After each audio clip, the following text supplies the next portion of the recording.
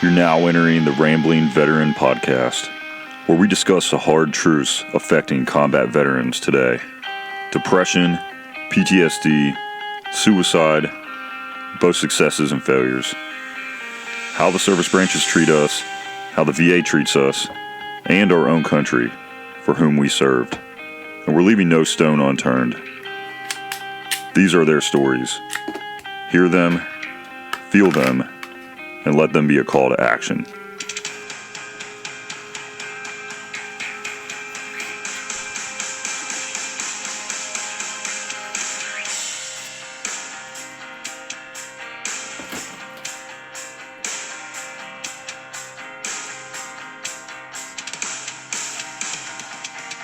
Greetings, guys. I'm pleased to bring to you an amazing story of an amazing veteran I was glad to meet by the name of Rubens Dacosta. Rubens' story is what made our country great. Him and his family immigrated from Brazil to build a better life and enjoy the freedoms America once represented. He learned resiliency and an amazingly strong work ethic from his father, where he began a construction career and trained to be a firefighter and EMS tech. Ruben met his amazing wife Kayla while in Florida, then joined the Navy to help others and obtain certifications to become a firefighter. But the world had other plans. September 11th would send him on a career of deployments, acting as a Navy medical corpsman for Marine Force Recon. He's seen the ugly truth of war, but also saw the most heroic and amazing acts of human will and compassion. He reached the pinnacle of the enlisted ranks, becoming a Master Chief, where he took pride in representing the Marines under his command. Ruben addressed his trauma by participating in charity runs and ruck marches, building custom firearms, strength and endurance training, and maintaining a gorgeous garden. Seeing it really brought a lot of joy to my heart. You can feel the soul that he put into it when you walk through it. Hampstead, North Carolina is where he resides with his wife of 27 years, Kayla. Seeing them interact was a beautiful sight. They've been together before, during, and now after his tough military career. And not only together, but they're genuinely best friends and they're true lovers. You can see it from a mile away. Their marriage is a refreshing sight in a special operations community that teeters on a 90% divorce rate. Ruben still continues to train special operators and be the healthy base to his wife and his two children. He had heart surgery and was working out shortly after. That's the kind of man he is. He's the perceptive, the always positive, the machine, my brother, Rubens Dacosta. Welcome to the Rambling Veteran. My name's Micah. Welcome to episode 4, and this is my brother, Ruben. How you doing, Ruben?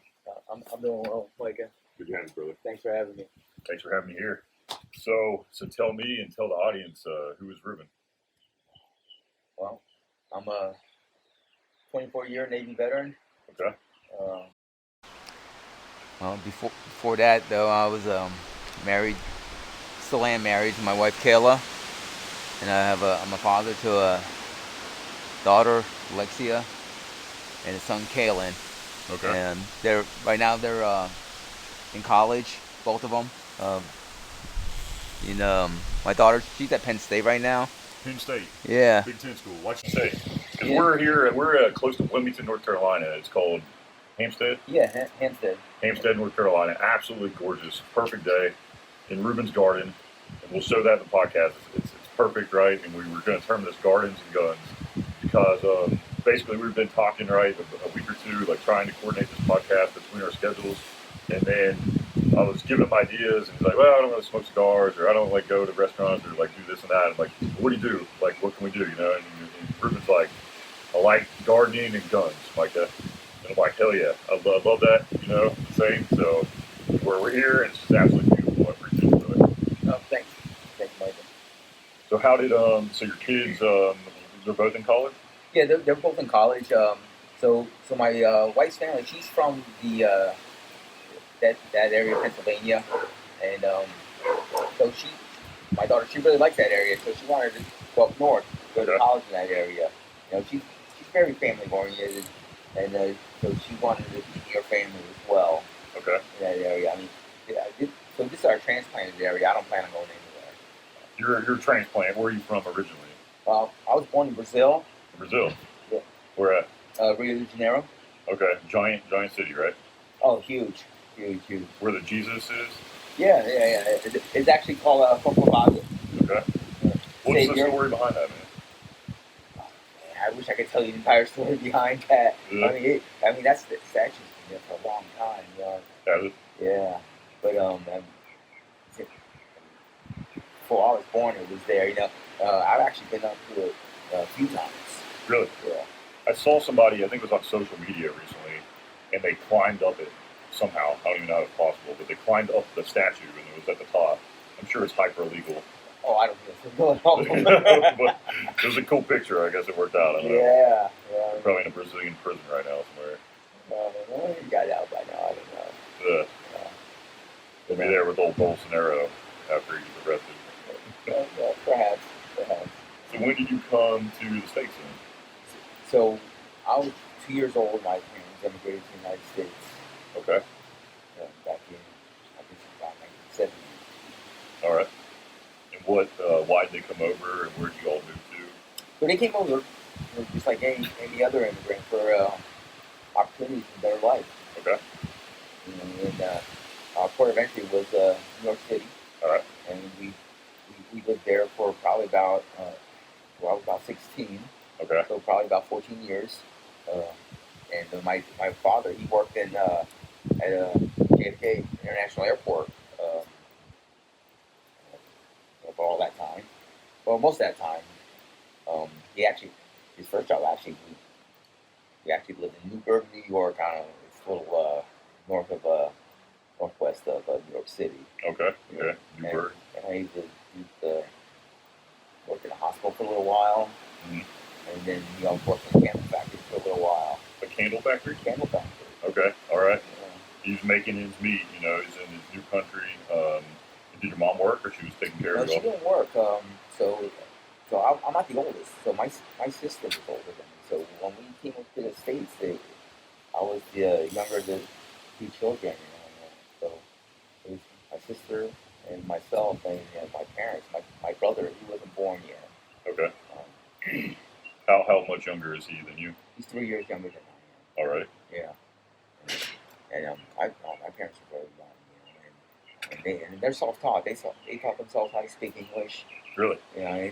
Did they know it before they moved to New York? They did not. They didn't speak word English. Oh my gosh. Yeah. But to my parents' credit, they taught themselves how to read and write in English. Okay. And they learned the culture, and we never lacked celebrating a holiday in this country. So you immersed and you celebrated the American holidays? Totally immersed. But we never forgot our heritage either. Okay. So we maintained our heritage, but also immersed in our new country and new cultures. Okay. So it's and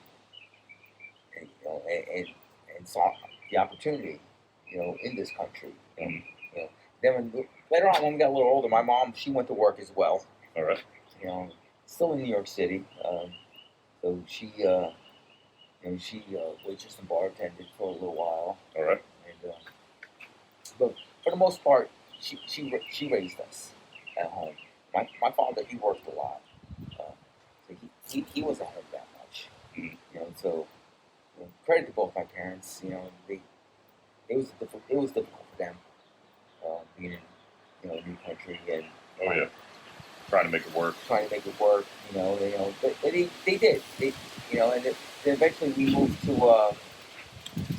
Florida when I was 16, almost 17. All right. And I was still in high school at the time. Talk about culture shock. Moving from New York City to South Florida. South, like Miami, or close to Miami. Okay. Actually. So he transferred from JFK to Miami International. Mm-hmm. So he was he worked in he's a cargo handler. So he wasn't the cargo handler that would take your bag, at street side. Mhm. You know, so to bring it into military terms, he was a load master. Okay. So he would load the pallets and pack the pallets and load the pallets onto a cargo aircraft. So the big aircraft is interesting. You know, what most folks didn't notice. So a lot of these airliners, they didn't have enough space on the aircraft to take all the baggage, Okay. and there'd be a chase plane. Really? Yeah. But they would never tell you this. No. Right? Okay. Okay. Yeah. So Dang. he would pack that aircraft, you know, with the pallets. Yeah. Because it was, you know, it's so there was 740, usually a 747 that we went to Rio, and then there was another aircraft that he would pack as well. That's interesting. And it just had like, was it a cargo, like pure cargo plane? Yes. All right. That's interesting. Wow. Okay. Tricks of the trade. Yeah, absolutely. So it's. So, Did you like the move? Like, were you happy they moved from New No, York I to Florida? wasn't. You were happy? No, not at all. I was. Yeah, I mean, I was a junior in high school. I was leaving for my senior year. I mean, what high school kid would like that? Mm-hmm. You know, so. And you have that rugged New York mentality. I can tell. Like, you're fast paced, you're quick witted, right? Everything about you, you're tough. You know, you have that like New York grind, that culture behind you. I can definitely tell. Oh, I definitely had the New York mentality. Yeah, still to this day. And actually, I don't know if it was, beneficial when I first moved to Florida, because I stood out like a sore thumb. I bet. They didn't know what to think. Like, hey, we're chill in Florida. We don't. The transition wasn't that difficult, Shortly after, I came to actually, appreciate the movie. Yeah. There's a lot of Portuguese, there's a lot of Brazilians there, right? There's a lot of Brazilians in New York and in South Florida. Yeah, true. Yeah, so I mean, both areas had a lot of Brazilians. Okay. So it wasn't difficult for my parents. Were you gearing? Okay, so you're 16, you moved, right? Started to meet new friends, blah blah blah. Are you gearing up to like find out what you're doing after high school? Do you know what you're going to do yet? Yeah. So I was a very good student when I was a straight A student. I was going to college. That was the plan. And then the culture shock of moving to South Florida kind of derailed that plan. Met a girl in high school and thought I was going to be with her forever. And after high school, decided I was going to support her, and I started working for her father's construction company. Mm-hmm.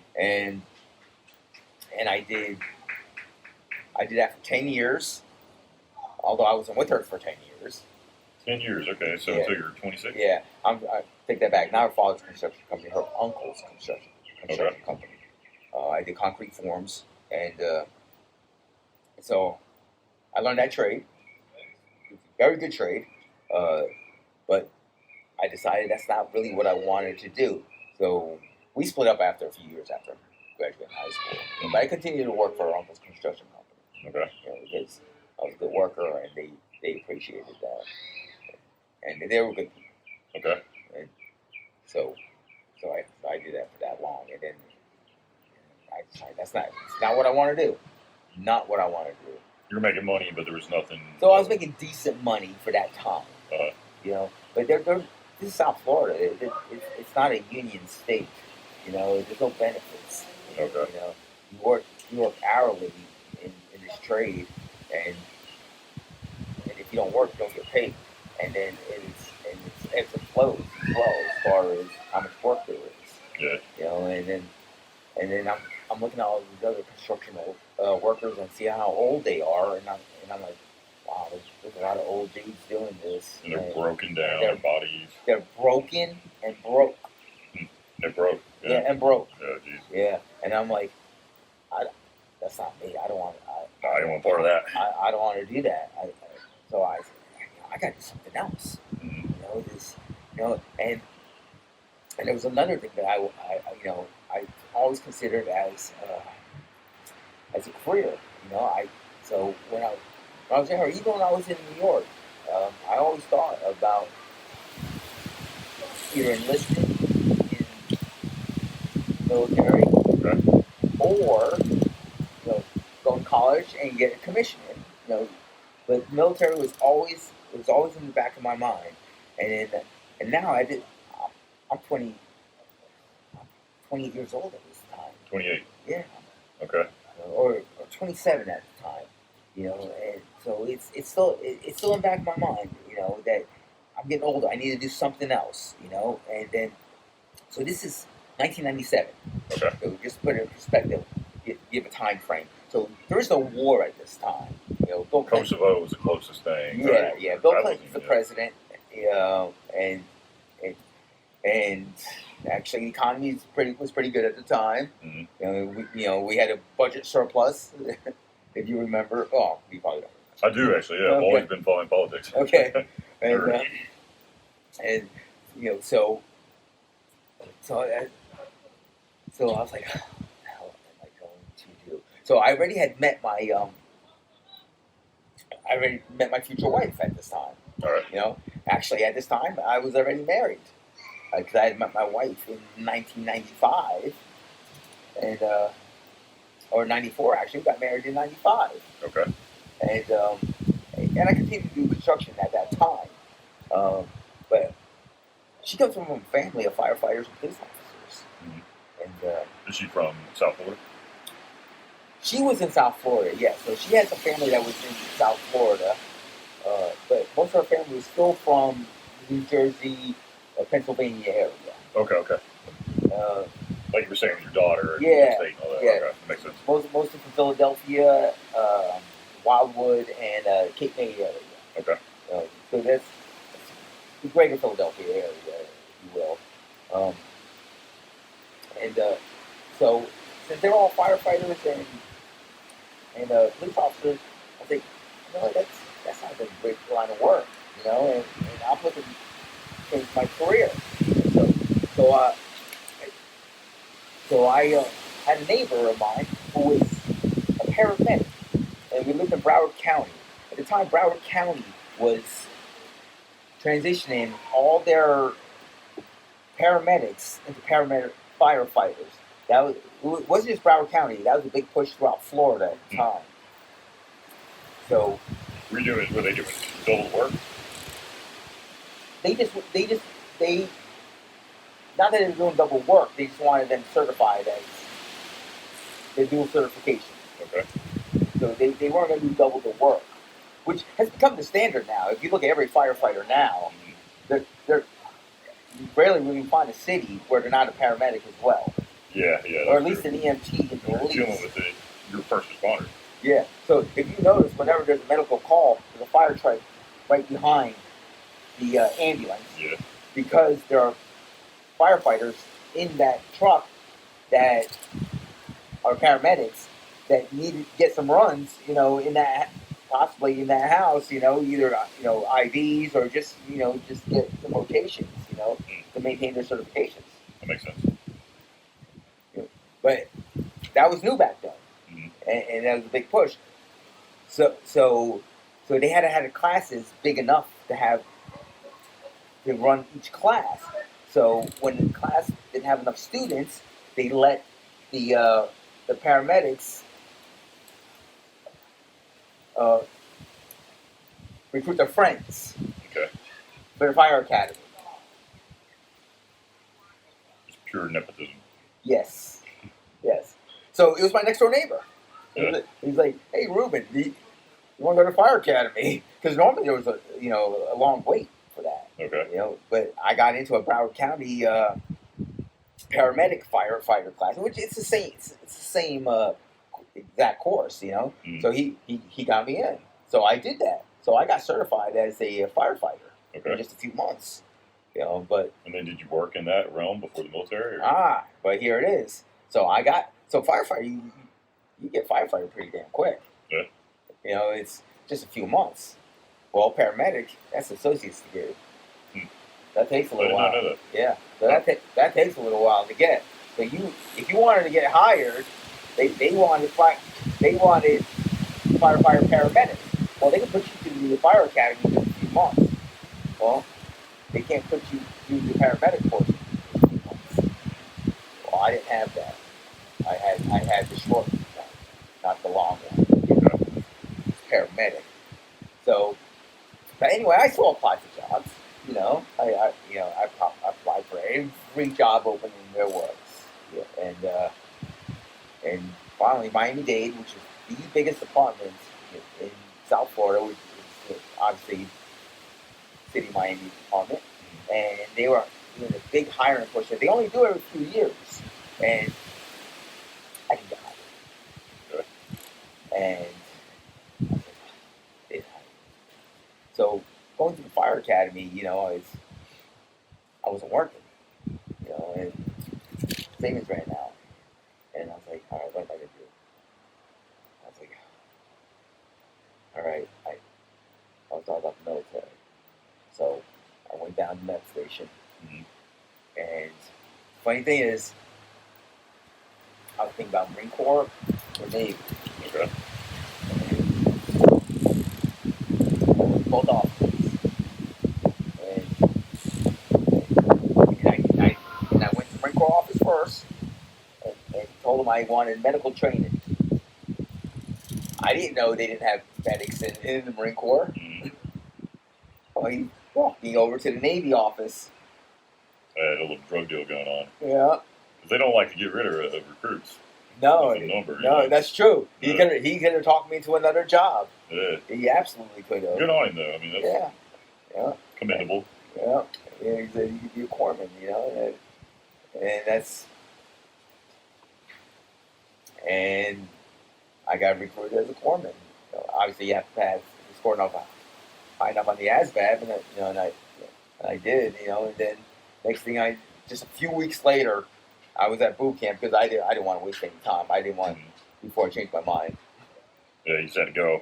And your savings was running out. I mean, you had to make a hard decision. Oh, the savings was gone. It wasn't running out. It was gone. It was gone. Yeah. I mean, my wife was working, but we had bought a condo already that we had for a couple of years. So we had a mortgage. Okay. Yeah. Bills are due. Yeah, bills are due. So where did they ship you off to? So I went off to Great Lakes, Illinois for boot camp, which right outside Chicago. Okay. Yeah, that was the only boot camp at the time for the Navy. And Corpsman School was also A school was also in the same area. Was it? Yeah. How long is the Corpsman School? I think it's 3 months, if I remember correctly. Alrighty. Yeah. What drew you to that occupation? Because you could have done anything. You did high in the ASVAB. That's a great question. So I still wanted to be a firefighter at this point. Okay. Yeah. So the plan was, remember, there was no war at the time. Yeah. So the plan was to do 4 years, but corpsman contract is 5 years. So the plan was to do 5 years, get medical training, get some certifications. Come to find out, you really don't get that many certifications as a corpsman, but you can get EMT out of it. Okay. So that, and if you play your cards right, you can still get paramedic as well. I do an off-duty education. But that was the plan. Get that, get out, and get a job as a firefighter. All right. Because I already had been to the fire academy. Yeah, that was in your heart still. Yeah, it was still in my heart. I still wanted to do that. So I enlisted in the Navy for school. Okay. Like I said, there was no war. Peacetime for school. It was peacetime. It wasn't even on the horizon. When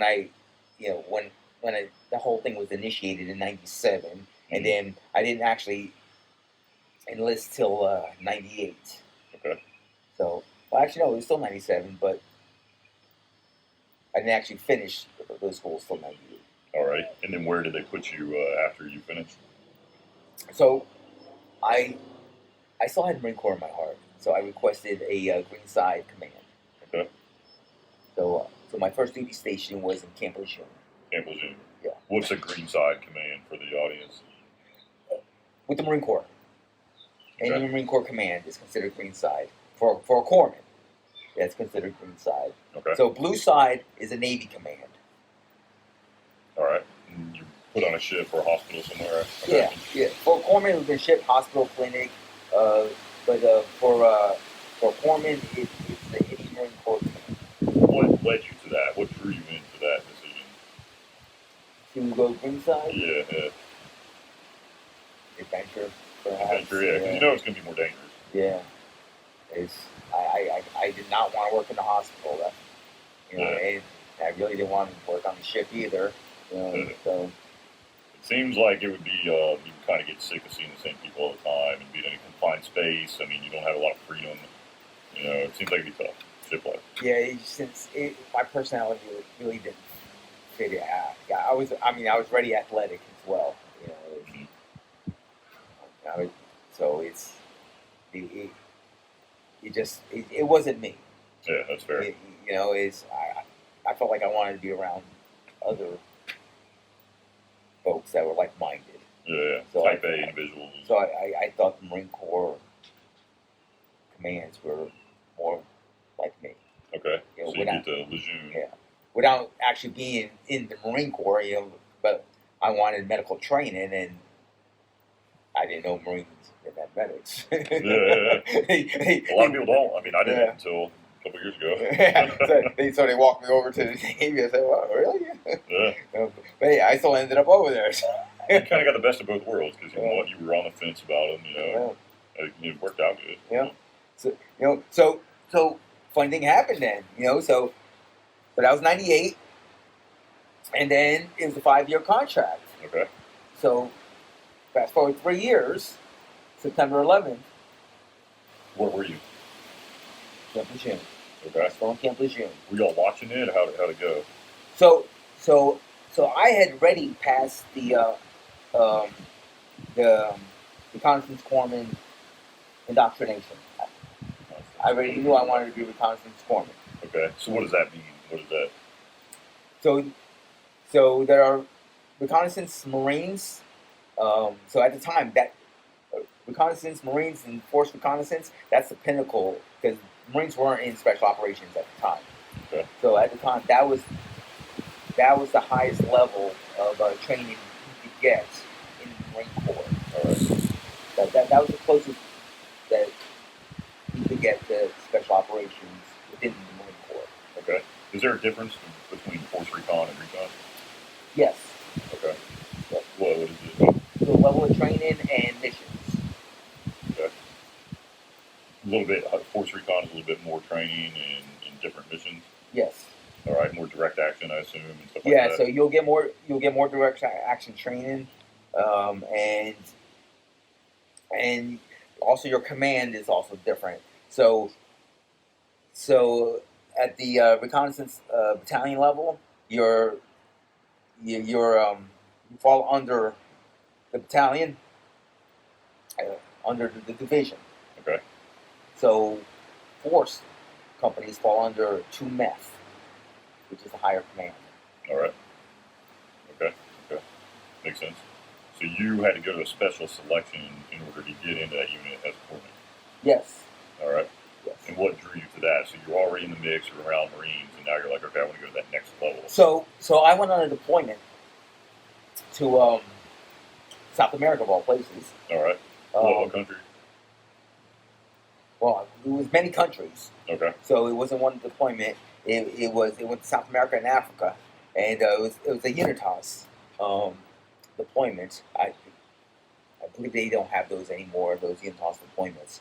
But it was in 1999, and I was attached to the Recon det at the time because I spoke Portuguese. All right. Natural. Yep. And the Recon det was doing joint training with the Brazilian Marines when they went to Brazil. Okay. So they wanted a translator.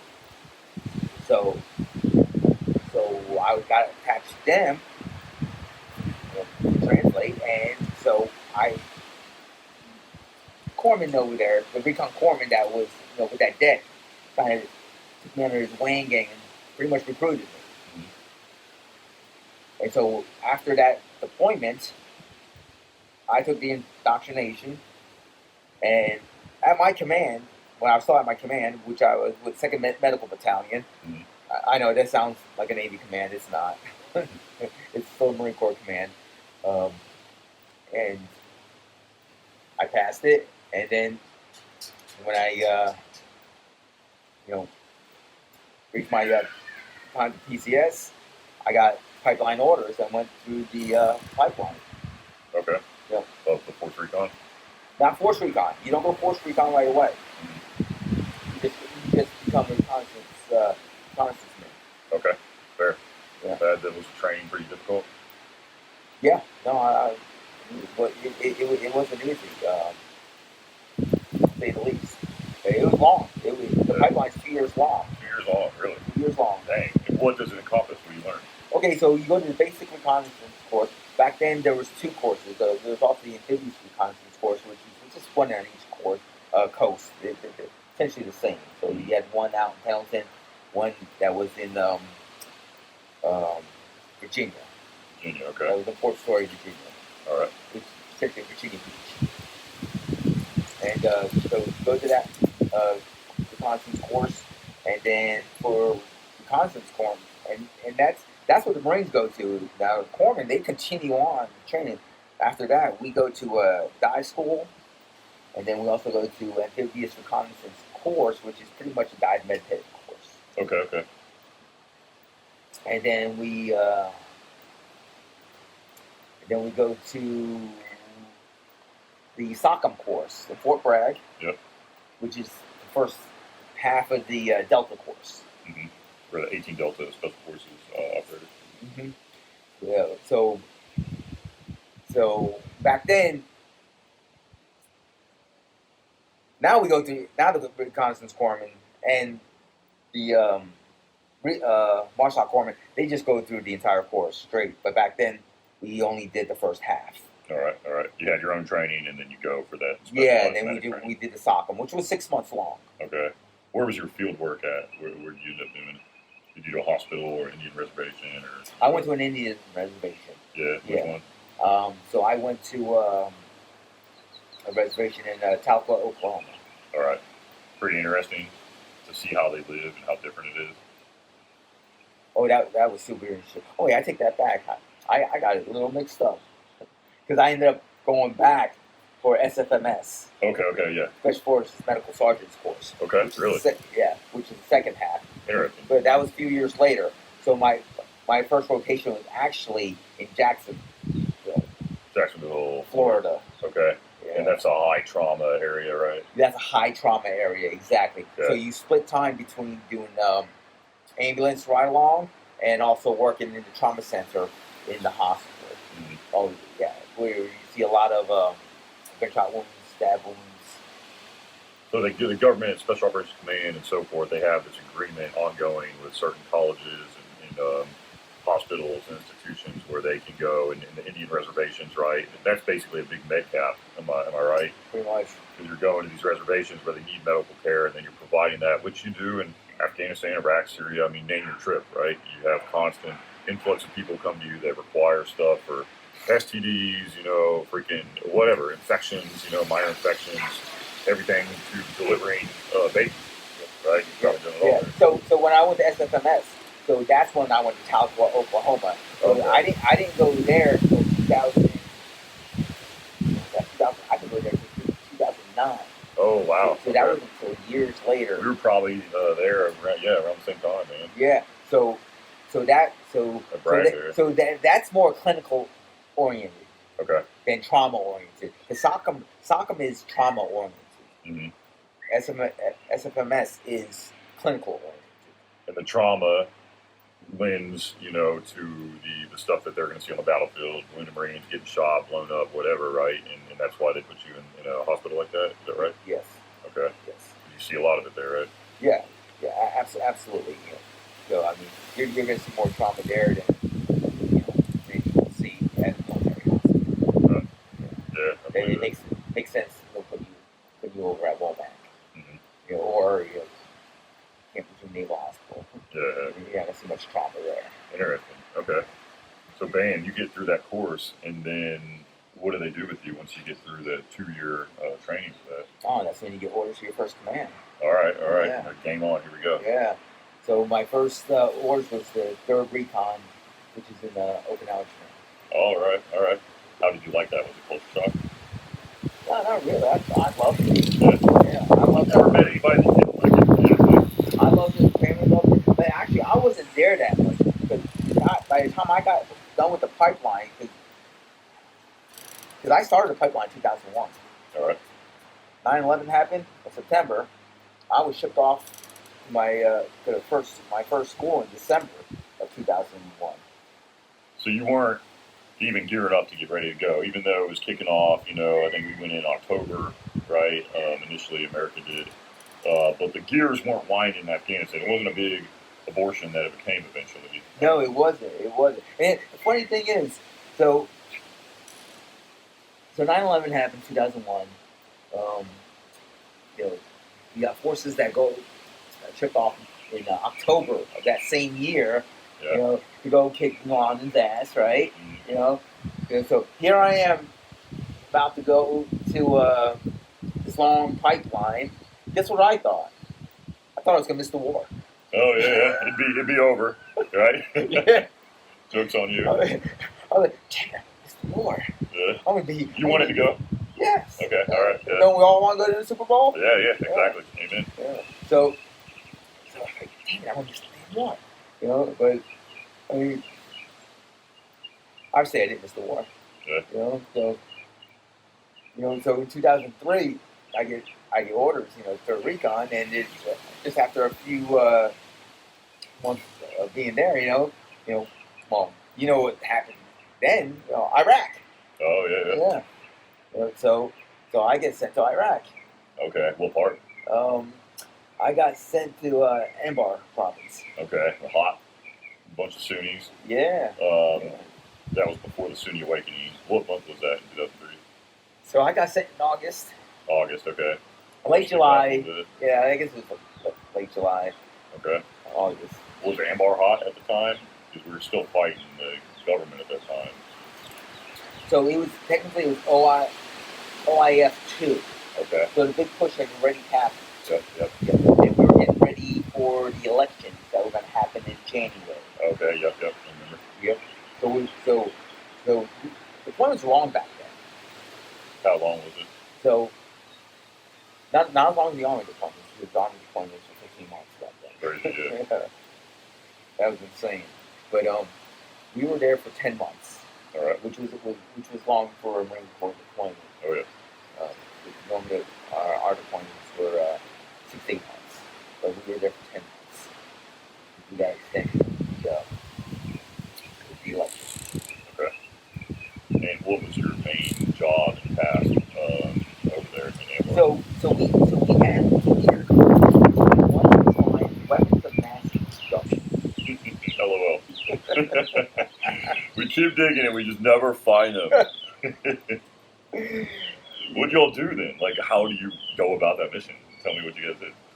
So we go on mounted patrols in the deserts, going to suspected sites, and with equipment that can detect chemical and nuclear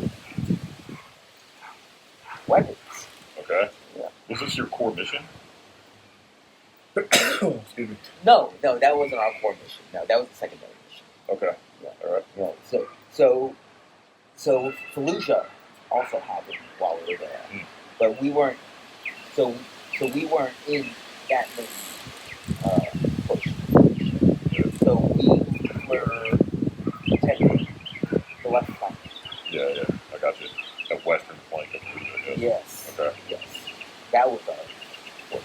You're right. So, when you went out on the mission, like, what were you guys doing? What were you doing specifically, too? So it's interesting. So in 2003, we were not special operations. We were reconnaissance. But we also had a force platoon with us as well. But my company was the reconnaissance platoon, but we were partnered with a force platoon, and we were also partnered with an ODA. Okay. From what group do you remember? I cannot remember for the life of me. I was so new to the reconnaissance at the time. Probably 5th group, because 10th group was coming up from the north, but by then it was all a shamble anyways. I mean, everybody was mixed in there, so yeah, who knows? Maybe 10th group, but 5th group, 3rd group. But it was super interesting, and we got to do something that wasn't our mission when we left um, the island of Okinawa, that we didn't even train for at the time. Now our force platoon did train for it, which was direct action. Okay. So we got hastily trained. I say hastily, we were still trained pretty damn well in country. By who? By our force. Okay. Okay. To do direct action. They need more direct action capability out in that region. So we started doing direct action raids. Were you battling AQI at the time? Al Qaeda in Iraq? Were they lively yet? No. No. Okay. So we were doing raids in Haditha. Okay. Yeah. And what was that other town right near Haditha? Hit. Yeah. Haditha and Hit. You had the Haditha Hit corridor. They were keeping that area occupied. Interesting. We actually took out some bad dudes over there. Did you? Yeah. So when you went out on these missions, can you describe like what y'all did or what you ended up doing? So we did some simultaneous geoscience with the force platoon and the ODA. So we would get separate targets to hit, and we would hit them simultaneously. Was it compounds, or were they all just kind of scattered, or what? They were within. So usually we would do the hits within near vicinity. Okay. But sometimes they were compounds. Most times they were just houses within a town. Okay. And that was a tactic, still employed. Depends on what's going on, obviously, right? The situation, mission, right? But that was definitely a tactic going on at the time, because once you were in there, the gig was up. They have people everywhere, like early warning network, basically, especially the cities, letting us know, letting the bad guys know. Absolutely. Something in a little bubble, just like drug dealers or anybody. And then you would hit one place, you could get a little bit of actual intel, or maybe it was ground. We'd have follow-on targets. Yeah, exactly. Yeah. You got follow-on targets, and then you just roll to the next mission. So it became a tactic to just hit everything all at once, any suspected target, and to prevent some of that, right? Because once you hit one house, the gig's up. everybody's going under, and you're not going to find them, right? They're going to blend in with the populace. That's interesting. Do you have any cool stories of that deployment and what you guys were doing? That deployment, oh man. So that was my first. That was my first deployment. Mm-hmm. Well, when I say first deployment, that was my first combat deployment. Mm-hmm. It was a pretty good one too. We got to do a lot. We got to see a lot. So the highlight was actually to do direct action when it was not our mission. When our mission was reconnaissance. Did you enjoy it? I did. It's fun. I absolutely did. But we did also do reconnaissance as well. On what? So we also did reconnaissance on voting places, polling places. Okay. Leading up to the election. Why? To see if they're going to be tampered with. Okay. Well, they should do that in America. That's interesting. All right. So they have all this focus on the elections, right? And they had the propaganda where people would dip their hands and their fingers in the ink and then take a picture for CNN or whatever and tell America that we're doing great things, blah, blah, blah. Did you guys have some casualties? Did you get to exercise all that medical training? So my platoon and my sister platoon, which was which was our force platoon, we did have some casualties.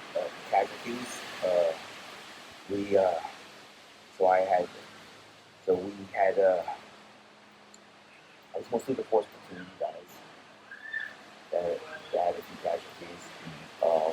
I wasn't involved into those casualties. I ended up meeting those guys back at the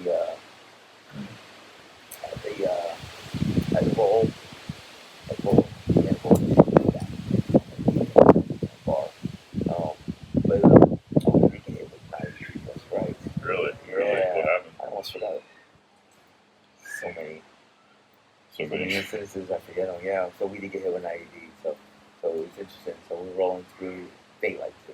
I can't remember where we were coming from. Or I think we were just rolling back to the fog. Okay. And we were around the corner, and it's one of those things where you just felt about to happen. You do. It's an innate feeling that humans have, and you just know. You look around, you get a sense of it, whatever it is, spidey sense. You're like, something's going to happen, and it always does.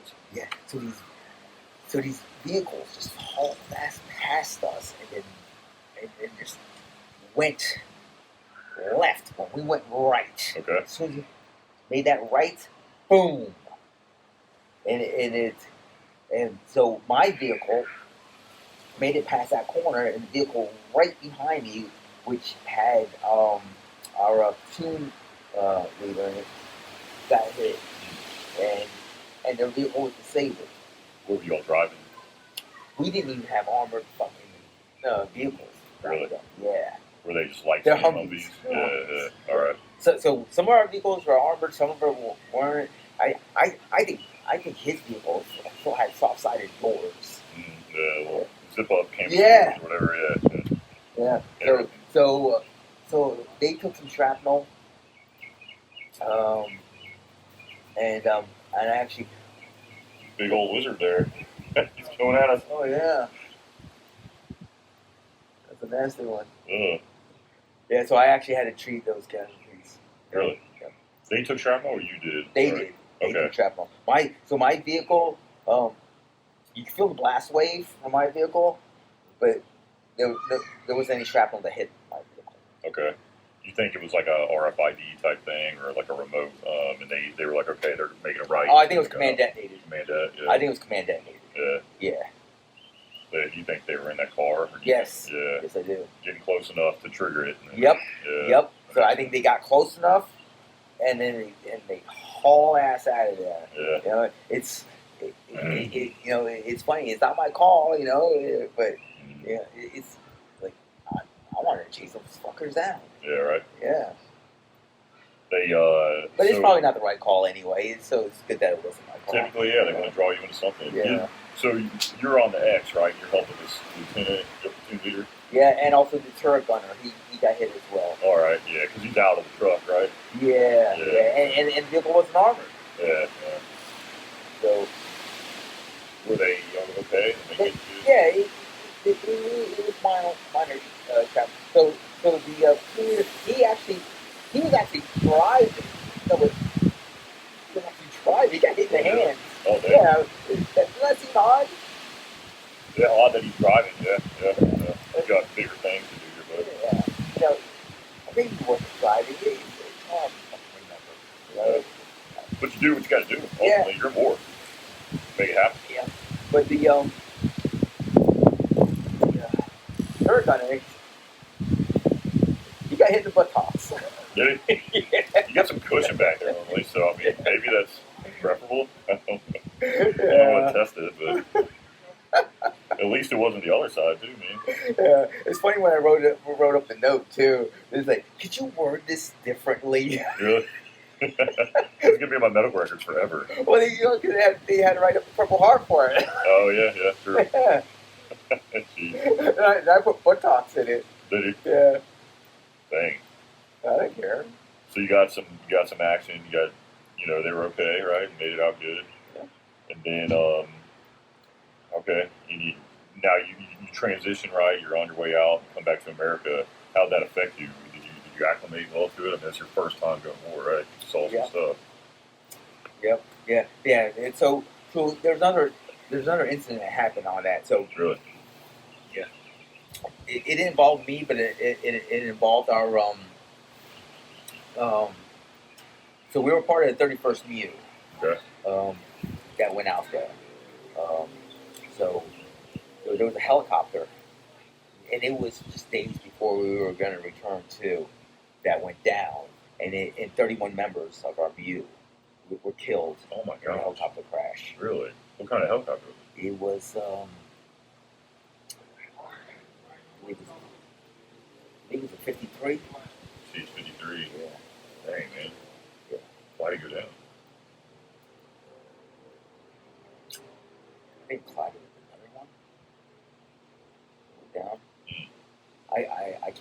sure. So don't.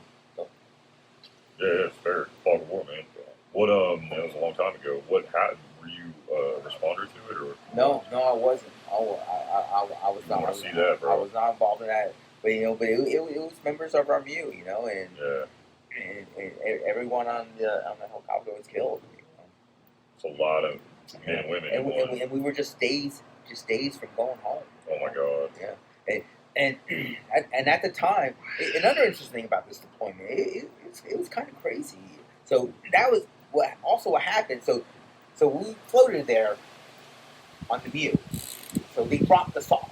Okay. The ships we were on dropped us off, and then they went back out and did whatever they did. For all those months, they didn't go home. But so what happened while we were in Iraq was that tsunami hit Thailand. Yeah, I remember that big old wall of water taking out humans and cities. So they were responders to that. Interesting. Yes. So our MU responded to that while we were in country. And you're in the Persian Gulf, right? Yeah. All the way to Thailand and Asia. Mm-hmm. Interesting. Yeah.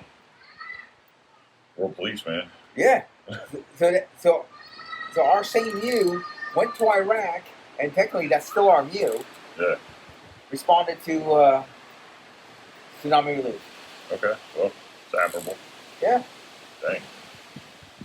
Well, it's tragic. I hate hearing, 31 Americans getting killed. And then you guys go back home with that. How was that on your shoulders and on the unit's shoulders as you got back? Because you're seeing their families, right? You get out of the airplane and they got the music playing. And some people are happy, obviously, to see their families, right? Kids are running up, hugging you, your wife, everything else, right? You want some American food. You're like, okay, American land. The first time you deploy, you come back to America, it's weird. It's inexplainable, right? What you feel, the air, everything about it. You're like, hey, America, baseball, right? It's like, you feel good that you're home and safe. But now you get this lagging issue, right, on everybody's mind. They're like, hey, these families over here, they're not coming home. Yeah, no, obviously it's tough, whenever you lose anyone, but 31 in one shot that was definitely a blow. Yeah. Were those families present when you all came back? So they were part of the so I didn't know most of them. I knew the corpsman, the corpsman on the helicopter, and I didn't know him well, but the other Marines, I didn't know. They were part of the battalion landing team. Okay. They're infantry Marines. Yeah. That sucks, man. It sucks to hear. And then you think the reality war, right? That these, say they had a little baby, right? It's 2004, right? My son was born in 2004. And they would be 18 now, right? And barely even know their parents. Or there's wives or husbands, right? That lost their spouse. Yeah. They've moved on with life and stuff, but they still have this lingering, like they just, that always stays with them, right? And that's why I guess we're here and we tell these stories because we never want to forget the fallen. We never want to forget their memory or the heritage that they left with the unit and the memories, and how they made that unit better. Right. It's rough hearing that, man. So what did you feel when you came home? How did you handle everything? I was just happy to see my family. Yeah. Yeah. Super happy to see. So I had, my son, I go with my son at the time. How old was he? He was, so when we got to the island of Okinawa, he was born in Womack.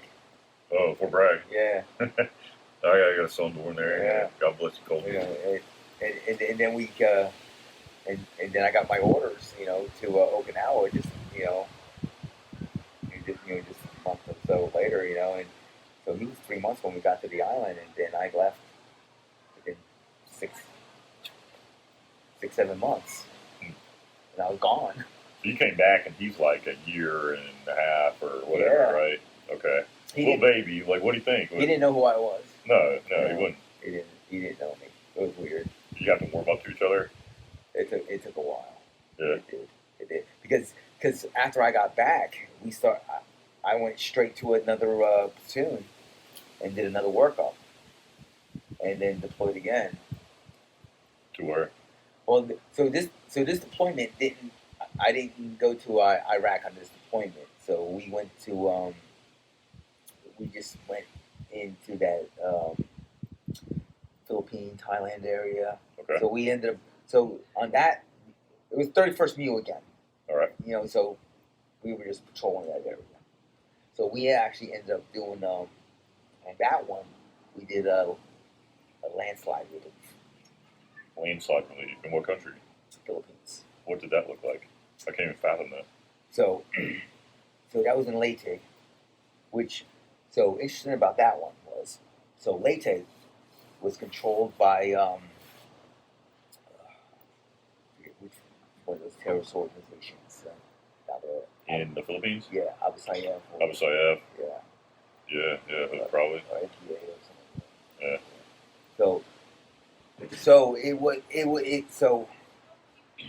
So we actually got combat pay for going there. Yeah. I mean, Philippines is hot. Still, you got ISIS in the Philippines. Yeah. So we were actually on our way to Liberty Port. Okay. And A little bit of freedom, right? You're like excited. Subic Bay. We are pulling into Subic Bay for Liberty.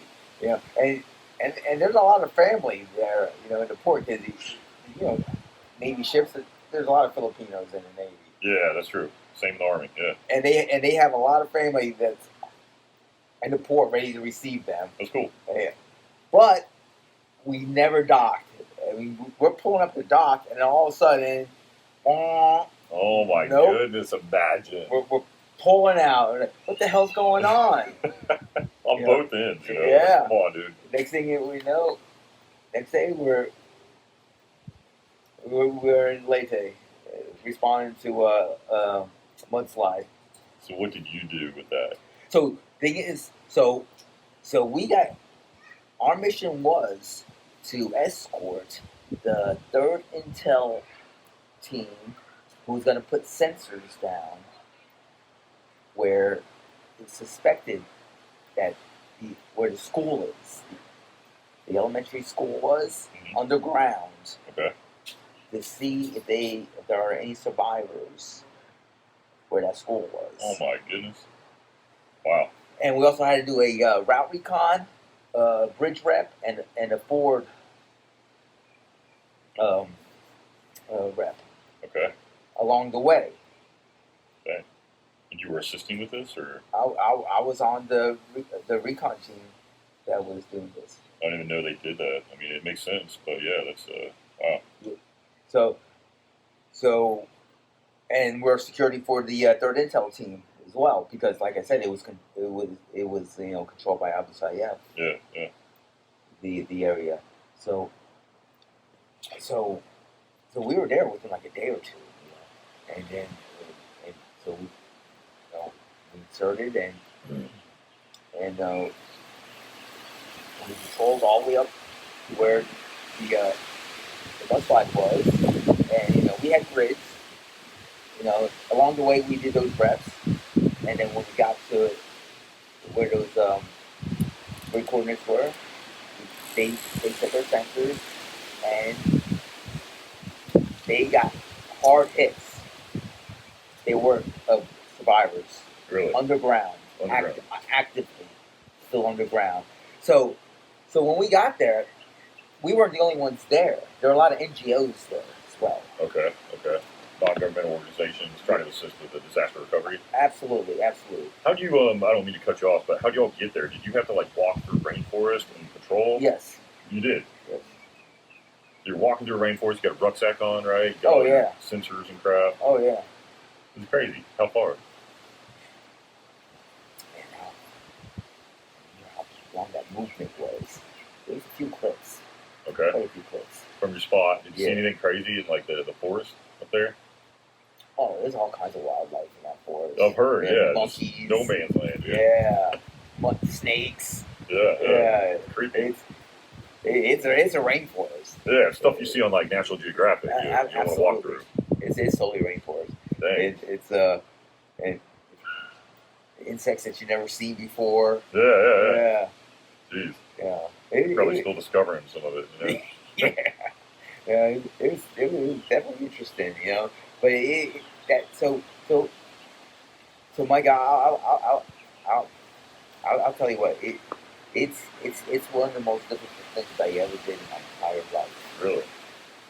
Not the movement, you know, not the heat, or giving blood to all those insects. You know, it's the fact that we found the school, and there were kids underground, and we couldn't save them. You couldn't do anything. No, there's too much earth on top of them, and so the terrain leading up to this village, you couldn't get heavy equipment there. And that would have been the only way to uncover the school. Oh my goodness. The only way. And it was untenable. You couldn't. There was no way of getting heavy equipment there. Matter of fact, we had to go over a rope bridge to get there. This one was on our route. So you learn about it like in Ranger School, I'm sure in the Marines a lot, you know, in the Navy. We had to do in the Army a ton. And we always wondered, like, when am I going to do this? You know, we got all these contraptions in the military. Like, when am I going to have to make a rope bridge? Well, there we go. It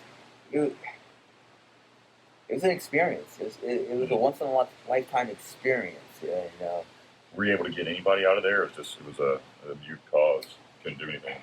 So there were some survivors, but not while we were there. Really? Yeah. How long were you guys there? We were there. We were only there for. I think we were there for 2 days. Yeah. What do you do? Yeah. You know, so on one. So it's crazy. So one night, it was pouring rain. Now I'm talking monsoon rain. Really? And it's weird, you know. So rumors came from one of the NGOs that were actually on site, and we were bivouacking, near that site. And the rumor came was that we found a survivor, right? Mm. So everybody rushed to that site, pouring rain, and we all started digging off of that rumor. Uh-huh. That the survivor was uncovered. Really? But it turned out to be just a rumor. Oh my goodness. And we were, and there were people out there digging with their bare hands, and we had shovels too and pickaxes, but that wasn't dented because it was like giant boulders.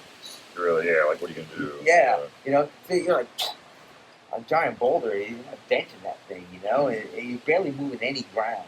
Was the school big? Was there a lot of people in it? I don't recall how many students were in school. I can't.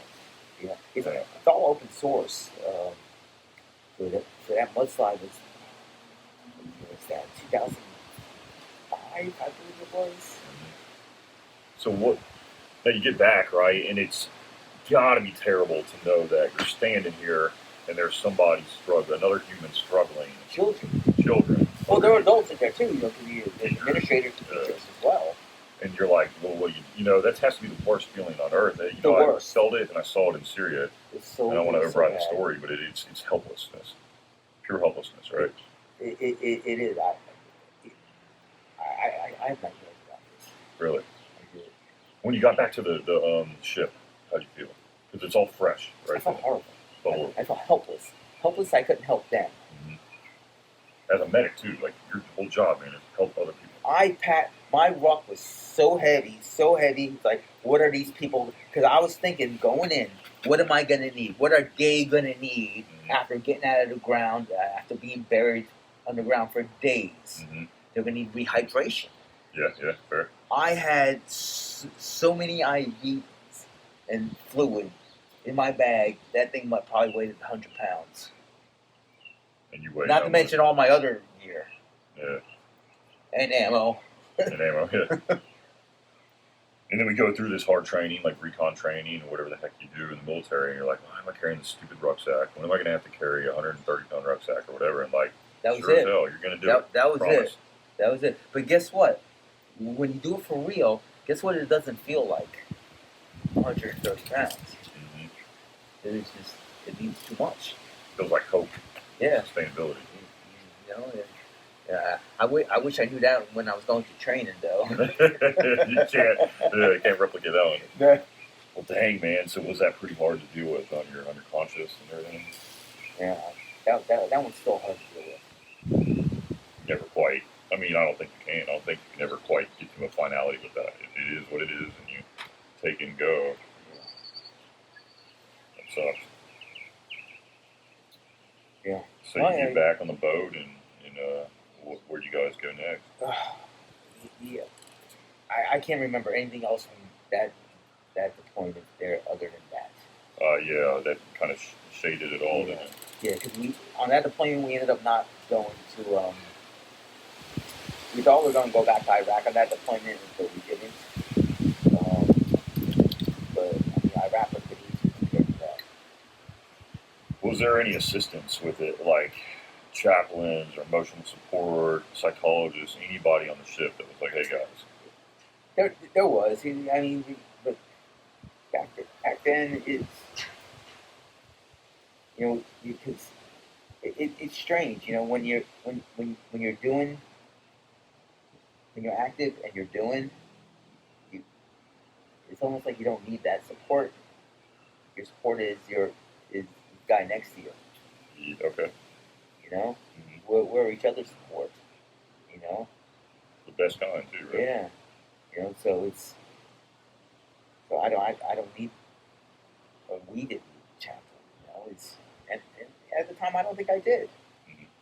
Because who knew me better than my team members. I agree. That's who knew me better. I knew them better.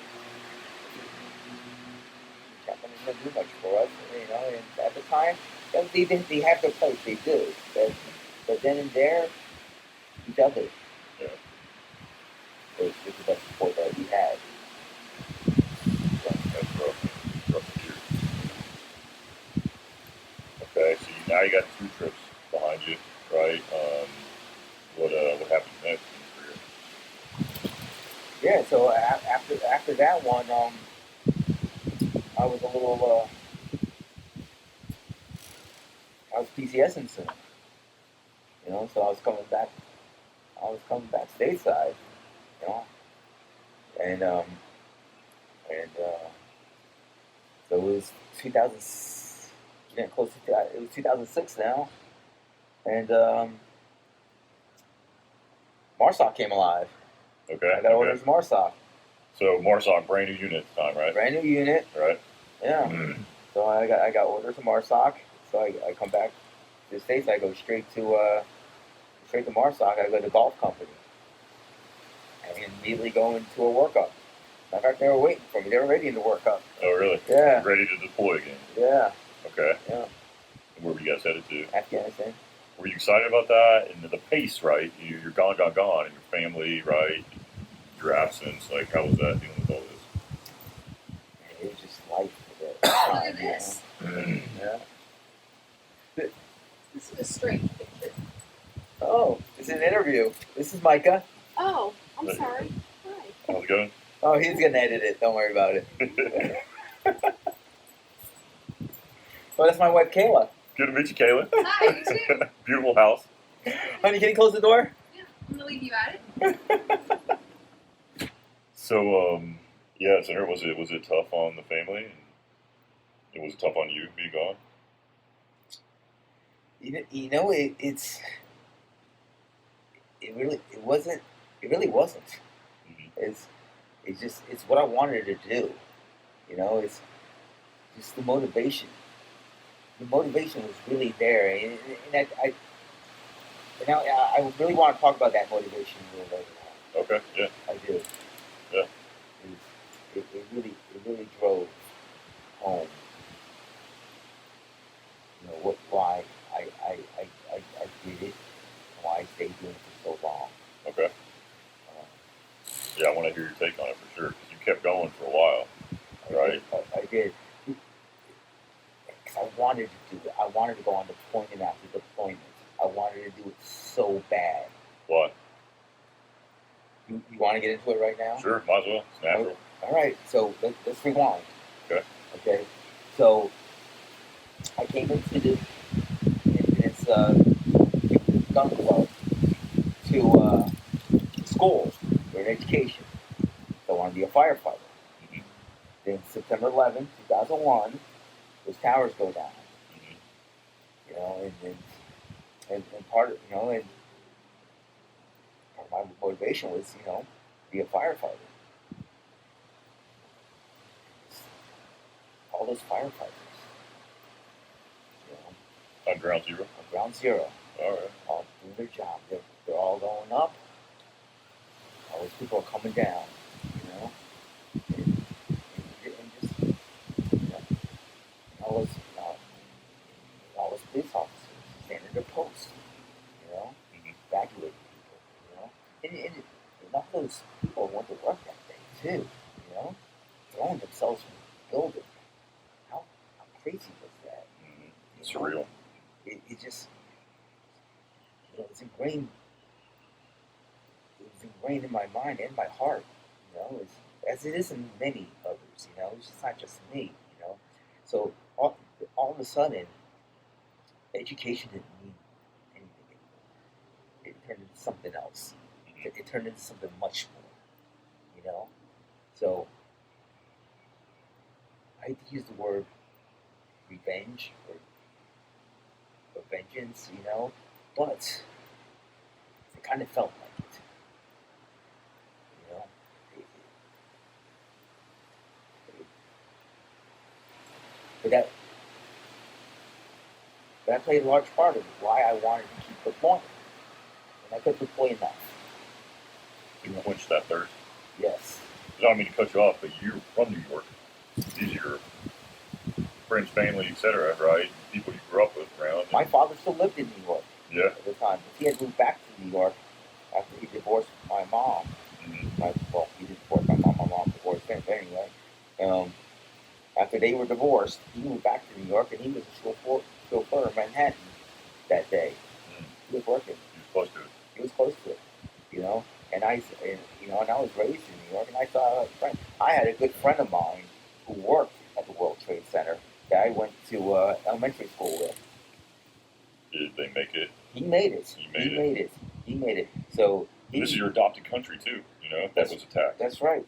That's right. So he told me the story of he was running for his life down the street, as a cloud of smoke was chasing him, and the building he worked in. He wasn't in the Twin Towers. He was in one of those other buildings that collapsed Around it, yeah. around it. Okay. Yes, it's just the vision of just etched in my mind. Of that day. Mhm.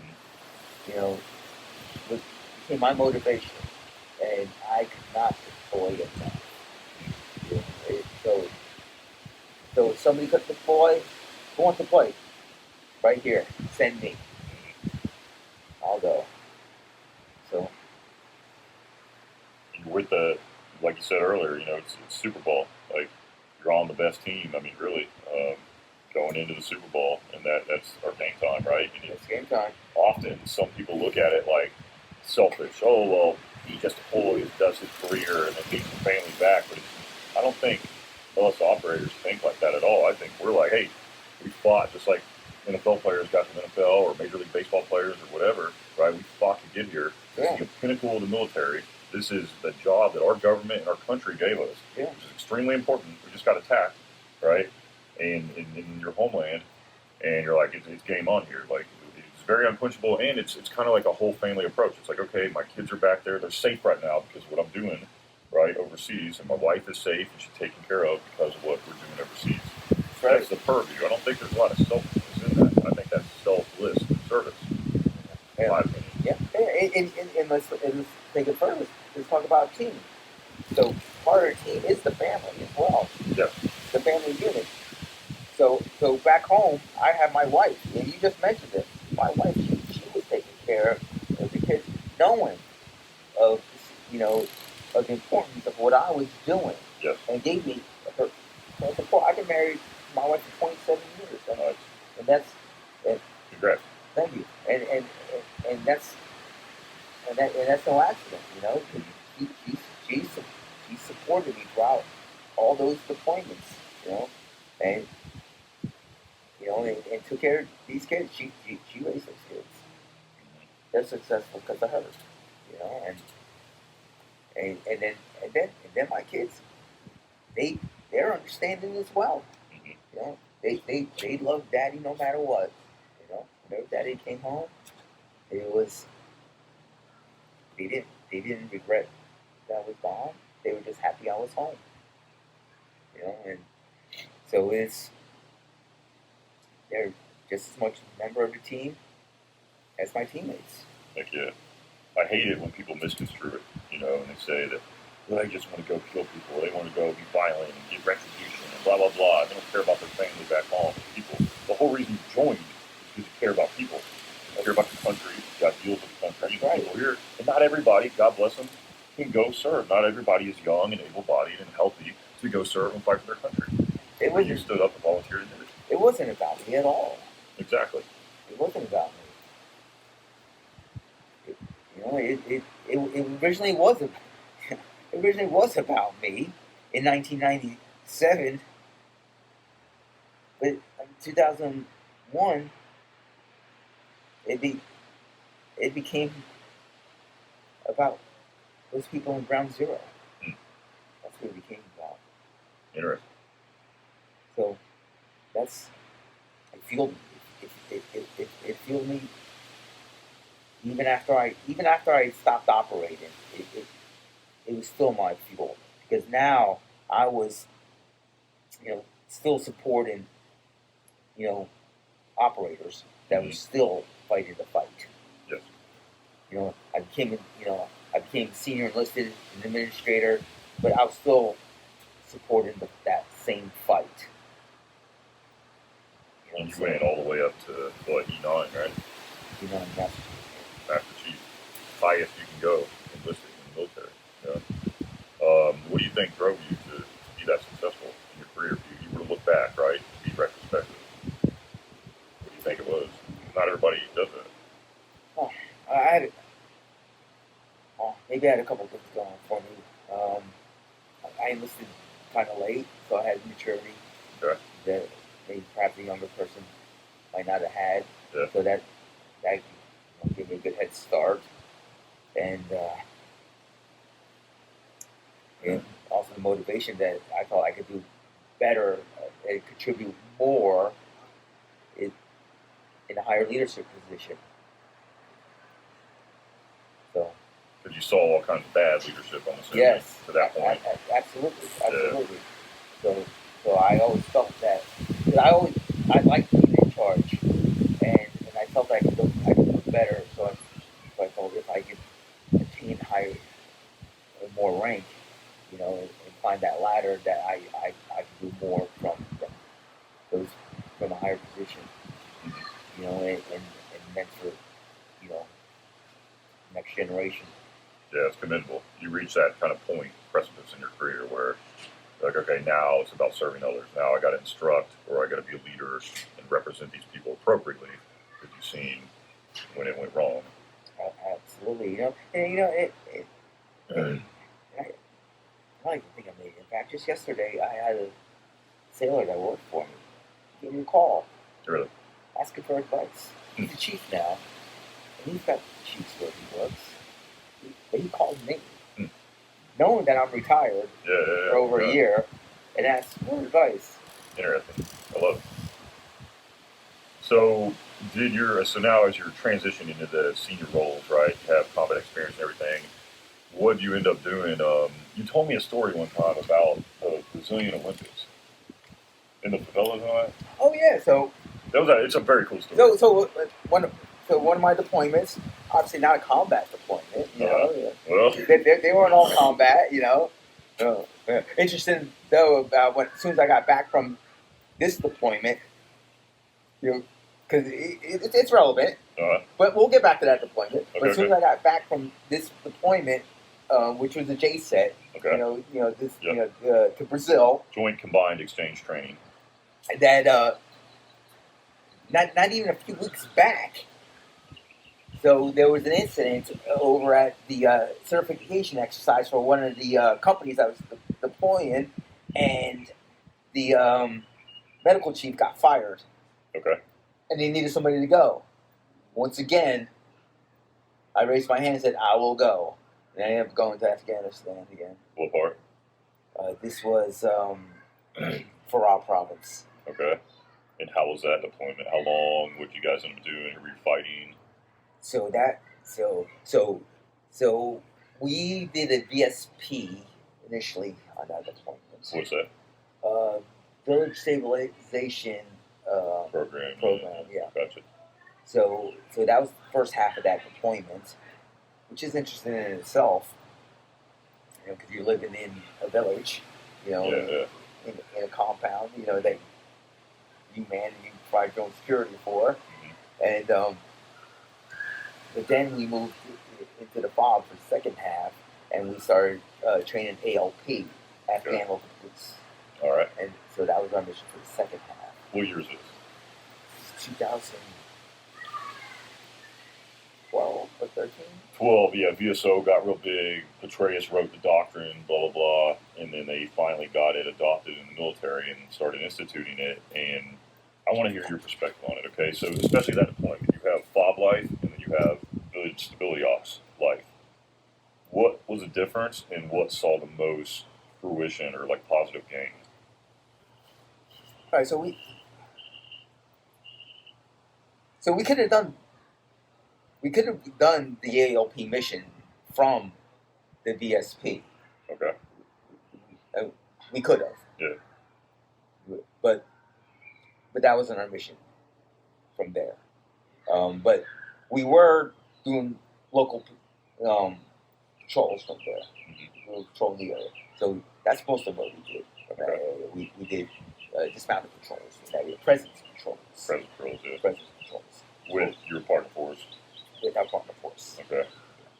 So that's most of what we did while we were there. We ended up closing that USP down and then moving into the FOB. Okay. So as far as the impact goes, I'm not sure about the impact. You weren't gauging that at the time. Yeah. That's fair. I couldn't give you. So we also had the civil affairs unit also attached to us throughout that deployment. They stuck with you, the FOB, too? Yes. Okay.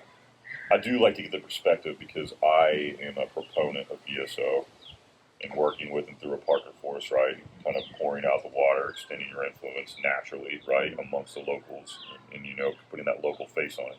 I think that's how we win wars, not like living in a FOB, wearing our sunglasses and our helmet, being non-approachable in our body armor and coming out every so often, once a week or whatever, and kind of be like, hey, here's some candy, good to meet you, I'm from America, how's the enemy around here? You're not resonating with the populace. Yeah. So I do like to ask objectively, if you were to see gains from that, because I think that's a better approach, especially in Afghanistan, given the tribal and regional, conflicts and the nature of that whole country as a whole, right? It kind of makes sense there. You don't exert your influence through a national entity because the national entity has no power, and they still don't in Afghanistan. It's an interesting approach that they tried to institute there.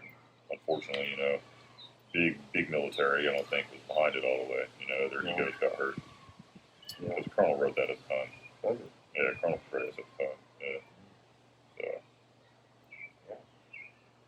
Yeah. So like I said, so we ended up closing that FOB down and moved into Bob Farrow. Okay. And then we were doing a training ALP from there. But even when we went to the ALP, we would sometimes we go out for just a day, but sometimes we go out for a few days. At their location and train. Were they decent, or did you see any gains with that partner force there? So it depends on the force. So we trained some decent forces, and then we trained a not so decent force.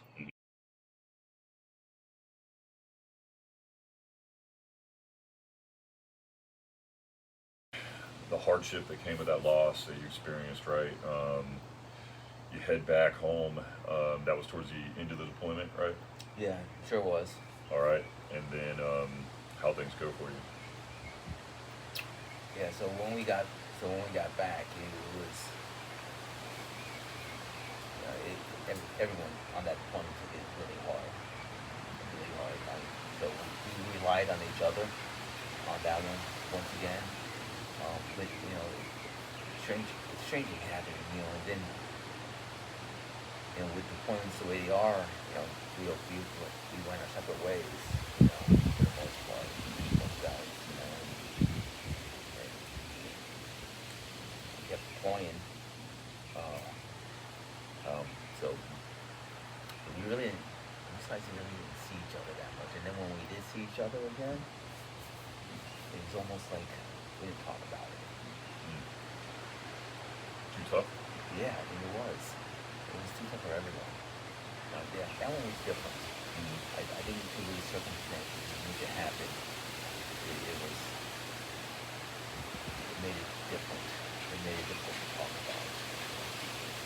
So, and I think that's what I think I internalized after that. It's very common. Yeah, I think some of the other guys did as well. And I didn't know about it for years. And I avoided. I started avoiding the guys.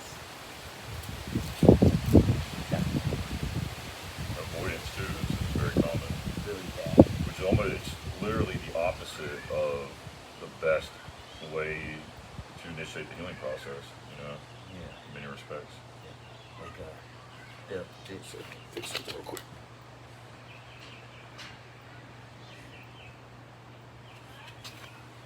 Okay. I know Daryl's element leader. He was having a hard time. He deployed again right after that. And then after that deployment, I saw him again, and he ended up processing out. Why do you think so? You think it had to do with it? I did. Yeah. I did. I don't know exactly. Specifically why, but he definitely had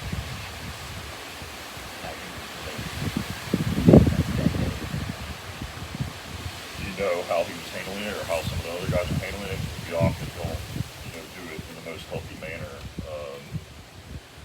Do you know of any of that, or were you handling it in a healthy manner? Did you get any kind of treatment, or just kind of internalize it? I internalized, and I avoided thoughts. Yeah. I didn't seek help for that for years. So I just kept working. Work was my escape. And what did you transition to? What was your job now? You're in like a more senior position now. Yeah. So on that deployment, I was actually selected for E8 on that deployment. Okay. So when I got back, as soon as I got back, I got put into a more senior position. So basically, that was my last combat position. Okay. And now you're still in MARSOC? Well, I retired.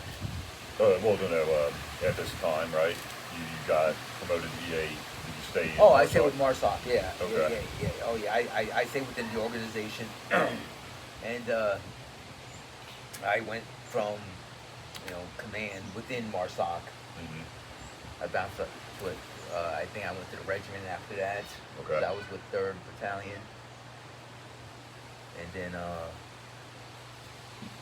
I also went up to the headquarters Okay. for a little while. And then right before I retired, I ended up coming back to the 3rd Battalion. Really? Yeah, one more time and retired from 3rd Battalion. Did you guys knew you there? You knew guys still after that time? I knew some guys, but most guys that were there, rotated out. Yeah, it changes quickly. It does. And you're walking through this hallway where you used to be friends with everybody, and you're like, man, who are these guys? And nobody knows you. No, like, man, I was here. And I'm the new guy now. Yeah, exactly. I'm the new guy. Like, hey, carry the trash out, man. Yeah. That's wild, man. Yeah, So man. does that lead into the Brazil story at all? Oh, the Brazil story, yeah. So, wow. So the Brazil story happened right before that Afghanistan story that Okay. we just went through. So so uh, so we went to Brazil and so it was right before the Olympics and the World Cup because Brazil had both of them. Back to back. Yeah, I remember that. Back to back. So we went there and we were training with the Brazilian Special Operations Marines. Okay. And also a couple police organizations. One called BOPI. Fantastic unit. Yeah. Fantastic. They're a military police force, and then also one called CORE. CORE. Okay. Can't remember what it stands for. Yeah, fair. Yeah, but they're a civil police unit, also a special unit, Okay. and also another fantastic unit in Brazil, and so we were doing joint training, and some of the training we did. So Bobby actually has the mission of patrolling the favelas in Rio. All right. So That sucks. So a lot of times when you do joint training, with a partner force in some of these countries, it's like you do the joint training, but they're really not showing you anything really good. Mm. Not the case here. Yeah. So since they're basically training in a war zone Every day, right? every day. The favelas, can you explain to the people who don't know, like the intensity of it and like how they live? You got this Yeah. like alleyways and all So that. basically, the favela is kind of like a shanty town, but they're on the side of the mountain. So if you look at Rio, you have the coast, and it's kind of flat right there, and then it leads into a mountain, and that's where the favelas are, and they stack houses on top of houses, and I'm talking like tin houses, makeshift concrete houses, then some tin houses. There's no codes, by the way. No codes. Yeah. It's not safe, right? Oh, it's totally not safe. Okay. And there's just one on top, and there's these alleyways in between some of these houses.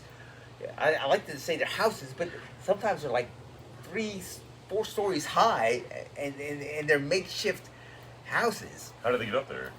There's stairways. Stairways? Okay. There's These people are poor, right? Oh, they're poured in dirt. Okay.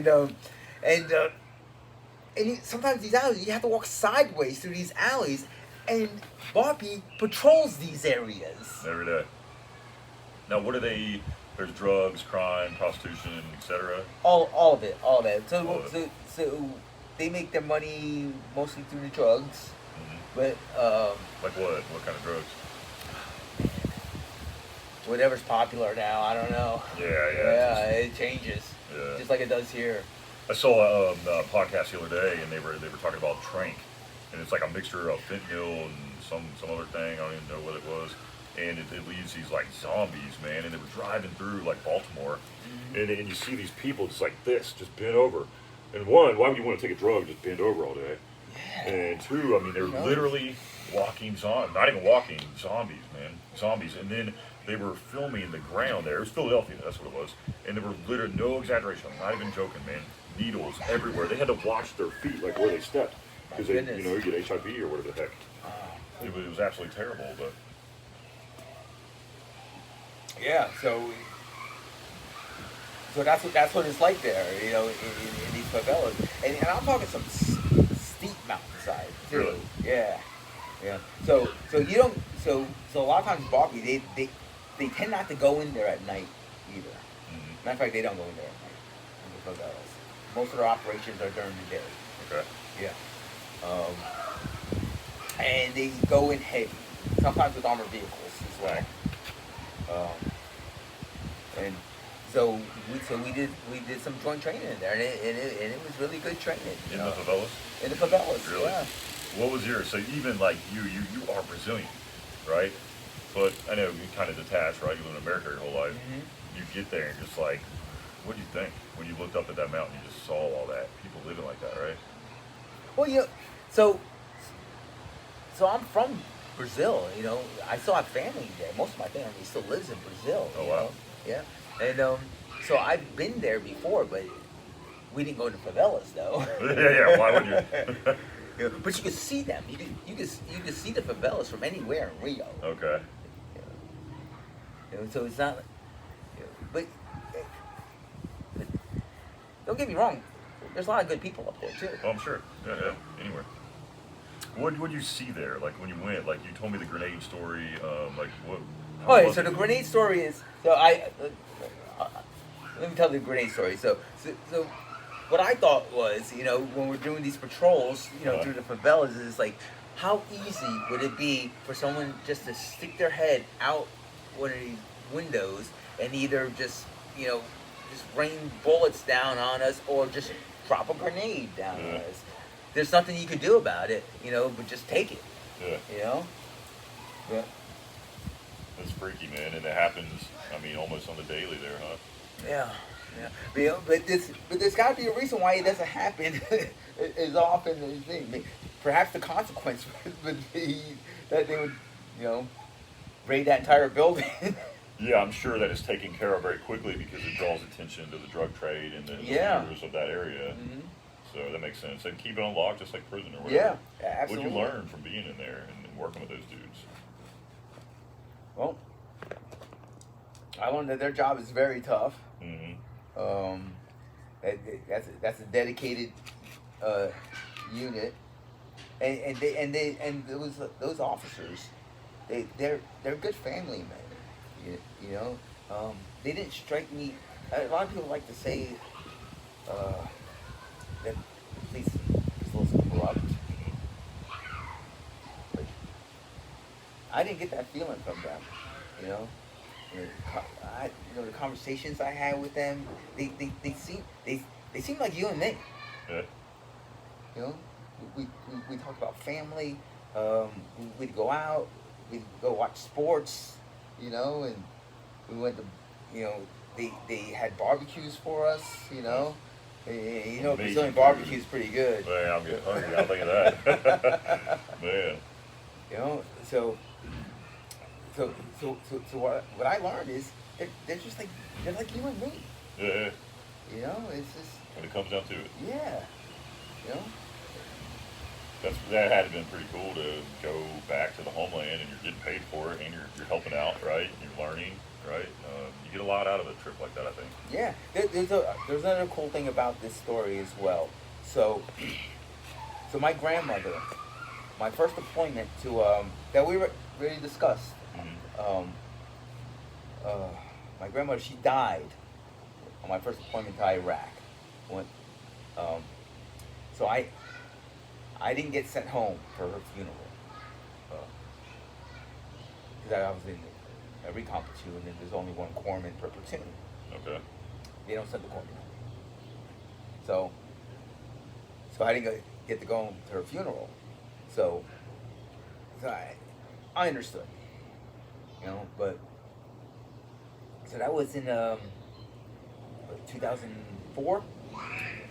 So and this JSET that I went on was in 2012, I believe. Okay. So my grandmother's cremated. So when I went on this JSET, my aunt in Brazil asked if I could deliver my grandmother's ashes to her. Hmm. So I got to deliver my grandmother to her daughter, her oldest daughter in Brazil, on this deployment. Wow. That's noble. How'd that make you feel? Me, fantastic. You know, I had a great visit, you know, with my aunt, and another interesting thing about this, I got to see my aunt and her son, and they both died within the next year or two later. Oh, goodness. So you're very thankful and grateful that, you know, you were able to get down there before that, see them. Because you've been gone in the mix for, I mean, when's the last time that you went to Brazil before that? Oh man, it was that other deployment that I went on in '99. Okay, where you hopped around. Yeah, where I hopped Okay. around and got And- recruited for the reconnaissance. Yeah, yeah. Wow. Yeah. So when you get there, like, do you feel like it's still home and that you belong there, or are you like cool to visit, but I'm American? Like, how do you feel when you go there? Oh, I feel like a tourist now. Do you? Yeah. You know, when I was young, when I was a child, we used to go. That was where we vacationed every year because my father he worked for a Brazilian airline. Okay. You know, so we used to travel for free to Brazil on standby. Okay. Nice. Yeah. So we went every year. And you got family there, your base of support. It's a beautiful, beautiful place. That's cool. Yeah, but now it's I haven't been back since that JSET. Yeah. Yeah. Hopefully things kind of simmer down there because it's a beautiful country. I've always admired Brazil my whole life, doing jiu-jitsu and stuff, and I hate to see that, I really do, because I got a lot of friends that are Brazilian. And it sucks to see it. It's an awesome place, man. Yeah. Well, now this seems like it's a lot of Chinese influence now. So we'll see how that goes. Yep. They're encroaching into the hemisphere. Yeah. Yeah. Okay, so you make U9, right? And now you have your sights. You're thinking about transitioning out of the military, right? Do you know what you want to do when you get out? Because you know it's on the horizon, right? You're on the way down. What do you have in mind? Like, what are you feeling at that time? Or did you want to go longer? Well, I didn't want to do anything when I retired, actually. Yeah. Yeah. I just wanted to just retire and hang around the house and do some handyman work. Okay. Yeah, You that- work for it. I mean, Because I was a carpenter, okay. you know, before I enlisted, and so I still had all that knowledge. You know, I'm super handy. I did all this brickwork that you can see here. Took you a month, right? It took me a month. We'll take some pictures before we leave. It's gorgeous. It was like the first thing I asked, I think. when it came out. Yeah. It took a month. Yeah. But it was just me though, and I didn't have any heavy equipment. You know, so it was just a lot of trips to Lowe's and a lot of wheelbarrows of sand. It's absolutely gorgeous. I mean, I love this place. I can't wait to show the audience because as a fan of gardening myself, like I love it. Anybody can walk here and not love it. You know, it's just absolutely gorgeous what you did Oh, here. thank you. Thank And you. your soul's behind every single plant, every single living thing here. Even this, what is this called again? This is century plant. Okay. Now, what does that entail? Like, does this hurt you if you? Looks terrible. Yeah, actually, it is a little prickly. Like a scorpion or something, man. I mean, look at that. It's even red. Yeah, well, interesting thing about this plant is it blooms once in its lifetime, and after it blooms, it dies. So it's called a century plant. It doesn't last a century, you know, but it'll last probably about maybe 40, 50 years though. Oh my goodness. Yeah. Are you gonna keep it that long? I'm gonna keep it till it blooms. Yeah. Yeah. Now I wonder, like, when it's gonna bloom. You know, can you tell? You know what? I don't know. You gotta throw it a party or something when it blooms. Like, hey, how's it going? I've been waiting this whole time, 40 years, and here you are. But see, the thing is, I'm not sure where we got this plant. I thought it was Really? aloe when we first got it. It looks like aloe. It does. Yeah, but come to find out, it's not aloe. And it was tiny when we first got it. You know, I think somebody gave it to us actually. Okay. And so it's been repotted like 3 times. You know, so I just repotted it just early spring. It's very interesting. It really is. And I've wondered, like, thus far, how I haven't freaking nailed myself on this scorpion tail either. Oh, this thing is they're sharp. Yeah, These man. little prongs are sharp. It's amazing. Like, why does that exist? It's cool. It is a cool plant. So, you're thinking about your transition, everything. You just want to chill when you get out, right? What did you kind of like put in your retirement packet? You're done, or did you get out because of medical issues or anything? All right, so when I first put in my retirement packet, I didn't do it because of medical issues. I just felt that I was done. I didn't feel like there was anything else I could do for this organization. Okay. I felt like it was time for. I mean, I could have done 30 years as an E9. Yeah. But I felt it was time for some of these really young, intelligent guys, and there are many of them in my organization that take over. You know, I felt my time had come and gone, and I was just in the way now. I don't think my heart was in it anymore, and it was just time for me to make way for someone who could do the job better. And you were content staying in the area, right? Close to the base you retired out of. Yeah, I like this area. You know, I like being around Marines, and so I didn't want to go back home to hustle and bustle of a big city. Yeah. So I plan on staying around here. I love it here. I don't think many people would complain. I mean, it's just pristine weather right now. It's gorgeous, It's sunlight every single day. Yeah. At the ocean, literally, what, a couple minutes Yeah. away? Yeah. Ocean's not far away. I mean, the only thing, if you want to go to, the ocean isn't far away, but if you want to actually go to the beach, you got to drive around to get to the bridge, though. Oh, yeah, Yeah. true. That's fair. Alrighty, well, how'd the transition go? So to transition,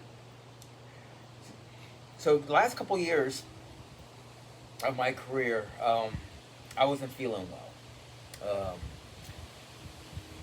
I was feeling ill. I was feeling lightheaded. I developed severe vertigo, and so I went to the Intrepid Spirit TBI clinic. National TBI clinic, right? Traumatic brain injury. Yeah, and we have one here in Camp Lejeune. Oh, really? Yes. Okay. Yes, we do. And fantastic organization.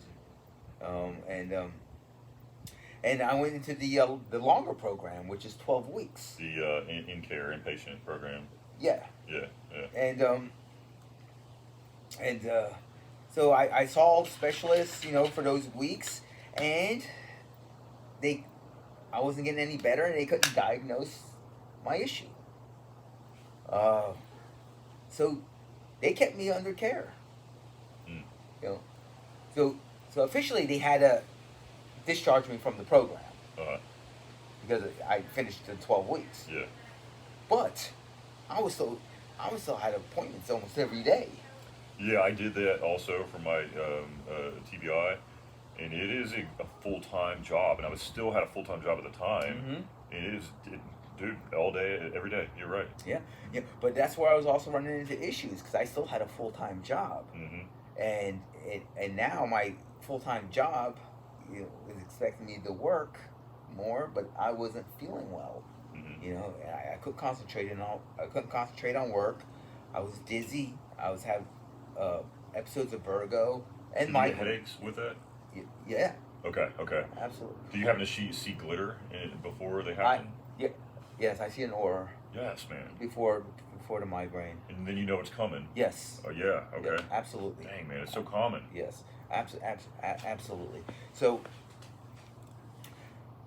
work is quite not understanding the severity of my the issues I'm having, and I'm an E9, and they're expecting a lot of things from me, and then finally I'm like, well, I can't do this job anymore effectively. And like we just discussed, there's plenty of guys that could do it better than me. I dropped papers to retire. And so I'm still sick though, and they still can't diagnose my issue. And I still can't work effectively. But so there's still friction at work, but it is what it is, and you can't stop the clock. So what did they end up finding? Did they find a reason why you were having these symptoms? So I had it. So my retirement date was April of March 31st or April 1st of 2022. Okay. That's my retirement date. And I was going to go on PTAD and terminal in January. was January 11th of that year. Okay. So in December, before that I even went on PTAD, I had a severe episode of vertigo. It would not stop, would not go away. It started at work, Okay. and they had to send me home from work. Actually, they had to drive me home from work. I couldn't drive. Mm-hmm. Next morning, I wake up, I still have vertigo. And I'm talking severe vertigo. World is spinning at 100 miles an hour and won't stop. Jeez. And my wife calls work and tells them that the vertigo hasn't gone away. They said, take him to the ER. So my wife takes me to the ER. I spend all day at the ER. They give me a bunch of narcotics. And finally, by that afternoon, it subsides. Well, anyway, that was the worst vertigo ever. So the following day, I go to the TBI clinic and I see the neurologist. Okay. He's intent on finding out what the hell's going on here. Yeah. So he shotguns me out to a bunch of different specialists. Gives me referrals to every specialist underneath the sun that you can think of. Cardiology being one of them. Okay. So this is December, getting close to Christmas, right? So this is American Ramadan period, right? I don't like it. Yeah, that's true. And so Military.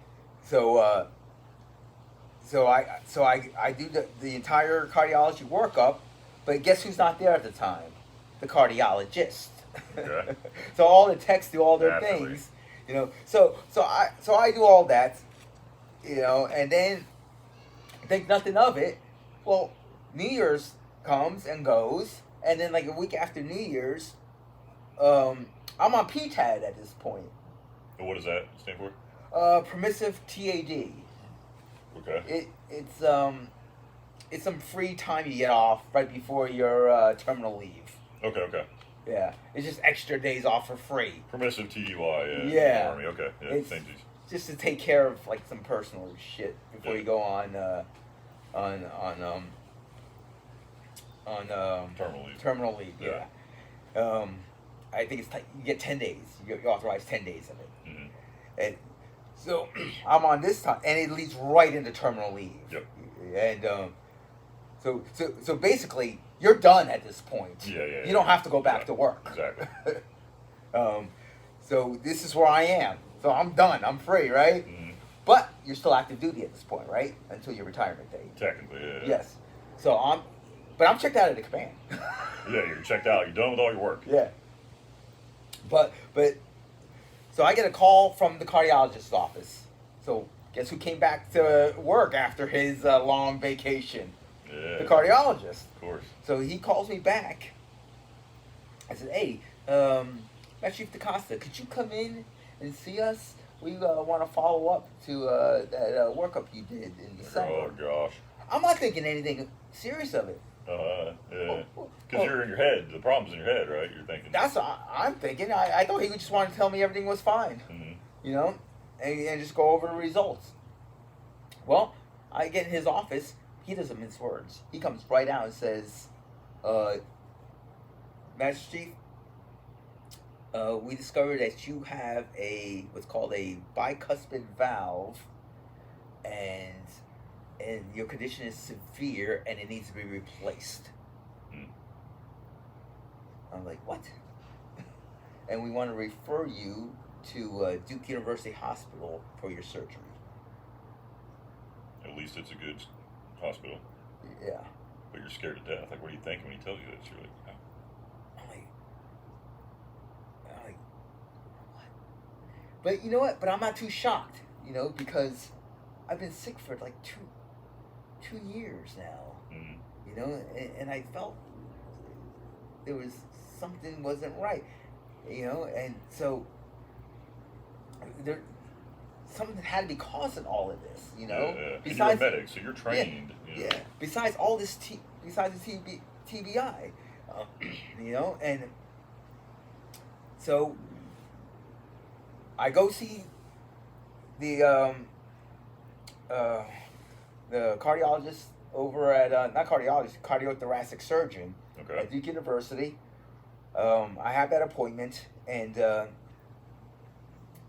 they do a workup too. So they have to do another workup there. Yeah. They do their own workup, and he lets me know that your condition is severe, and not only do you have need a new heart valve, the heart valve has caused an aneurysm, and which is severe, and that needs to be repaired as well. And we want to do it next week. So now I'm like, wow. And he also lets me know that the flow through your valve is at 50% of what it should be, and that's the reason for the dizziness and possibly the vertigo. Okay. So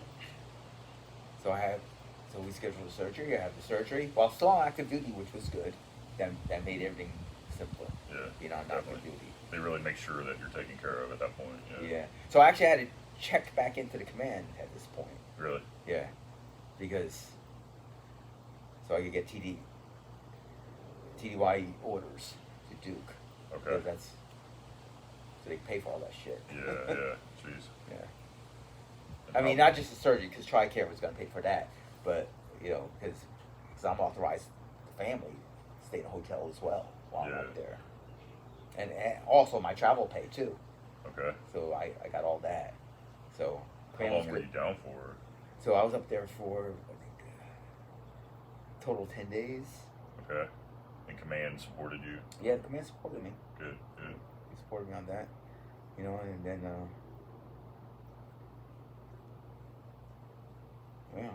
and I got back and just didn't have to do another checkout though. Yeah. Just did my DTS. I got back and it was done. Would you ever imagine that right at the end of your career, you're about to retire and like, hey, here's this problem you got to deal with, full heart surgery? Yeah, it's insane, but I already had done all my VA stuff prior to that. Months prior to that, I had done my VA claim. But of course it's still pending at this point. I check your body out and give you a rating. Yeah, I haven't got any results from VA. I haven't got my rating yet. But now I have this new diagnosis. Yeah. So I contacted the VSO that did that rating. She says wait till after the surgery and then we'll put in a claim for that as well. Okay. So and that's what we did. So my original claim came back and it came back at 90%. But then we put the claim in for the heart, and the heart came in at 100%. Okay. But they didn't give me P&T. Permanent total. Permanent total. I didn't get permanent total. I don't know. Even though that came back service connected, it didn't come back permanent and total. Mm-hmm. So I didn't worry about it. And I said, in about a year they're going to do a review, and they're probably going to raise me up to permanent total at that point. Well, a year just went by, and it went the other way. Instead of going permanent and total, they actually reduced my heart to 30% and knocked me total down to 90%. Which is a big jump. Yeah. It is. When you look at the numbers, it is a big jump. So I went. I got another VSO. One here local in Hampstead. Really? That's a veteran support officer? Veteran support officer. Okay. So I didn't use the one on base. I used the one actually that's here in Hampstead. Okay. At the Hampstead Annex. Pretty much it's satellite of the main building in Pender County. Okay. And they put in a new claim in for me. Actually, it's like 5 new claims. Yeah. Yeah. So that's pending now. So you're fighting that out, trying to get. So I'm fighting that out, trying to get back up to 100%, but this time I'm trying to get PNT as well. Yeah. Because literally, they put a new valve inside your heart, right? I got a new valve, and also they had graphed my ascending aorta as well. So what that is, it's basically it's like a PVC braided PVC pipe section. Really? Yeah, Okay, interesting. And the coming off mechanical my valve, heart. it's like metal or something, right? It's metal and plastic. Okay. And you said you can hear it, right? Oh yeah, you can hear it. You can totally hear it. So wild. Yeah, And it's got like a metal clank to it. Yeah. When you sit there and think about it, it's like a watch. You know, it sounds like a clock. Yeah. It sounds like so when you're sitting in a quiet room, it sounds like a loud wall clock. That's crazy. It's interesting. And how old are you? I'm 54. 54. You're ripped, man. You're a physical specimen. I've seen you work out. You're a freaking stud, man. So, you know, it's amazing that you're able to do that while still fighting. You know, it's like you shove it behind you. You're like, yeah, I got this going on, but still, I'm gonna freaking perform. Like, you're a performer. You're just one of those kind of men. You know, that like hell or high water, you're gonna make it happen. I don't like make excuses, so I'm not gonna let that hold me back for anything I want to do. So. Set New York mentality, man. And you're always positive. I love that. Always have a smile because the world is full of negative people, right? And especially in the military, man. You meet some jerks. You meet some people who are just negative, or like they're wallowing in their own alcoholism or coping mechanism, whatever, right? Just some weird people. And you always have a smile, and I appreciate that about you, man. It just raises up everybody around you. I appreciate it. It's infectious, man. Thank you.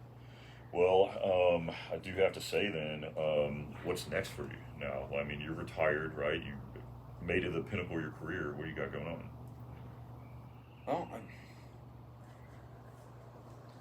Well, I like to stay around like-minded folks. You know, I thought when I retired that I would just be able to blend into, this area right here and do some handyman work and be happy. But I found out that I missed my brothers, Mm-hmm. and I needed to be around them. And so, so I think I'm gonna find a way to do that. Okay. Was that instantly? No, it was not instantly. Okay, It you was- got a little time. It didn't take as long as I thought it was going to. You know, it only took a few months. So I had the surgery. And obviously that kept me down for for a few weeks. Yeah. Yeah. It tried. Yeah. It tried to keep you down. Yeah. And then a few months went by. And I did some odd jobs around the neighborhood. I did. And it just wasn't doing it for me. It wasn't satisfying, that urge. It wasn't satisfying. I do like working with my hands though, so that was satisfying. But there was something else that was missing. There was a camaraderie. Yeah. That only you can experience in an elite unit like that you were in. Yes, absolutely. And there's stuff that you can't talk about with people who didn't have the same experience. Nah, it's like talking to that tree over there. Yeah, it's just you can't. And I want to. You want to, yeah. Yeah. You want to get it out. It's healing. It's coping. It's identification. Absolutely. And I didn't think I was gonna need it, but I do. I absolutely do. Interesting. I like it. I want it. So you're gonna keep hard charging. Absolutely. It's the only way, right? For Ruben. Yes. Yes, it is. I love it, man. So let me ask you this, right? I like to give the opinions of all the veterans I talk to on these three topics, right? Mm-hmm.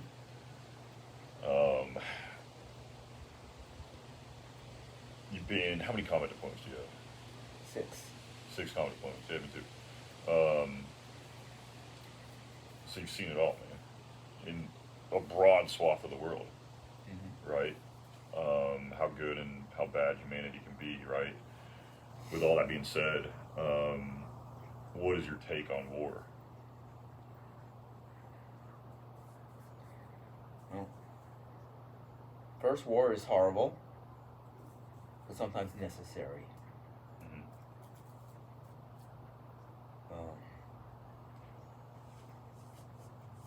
But with that said,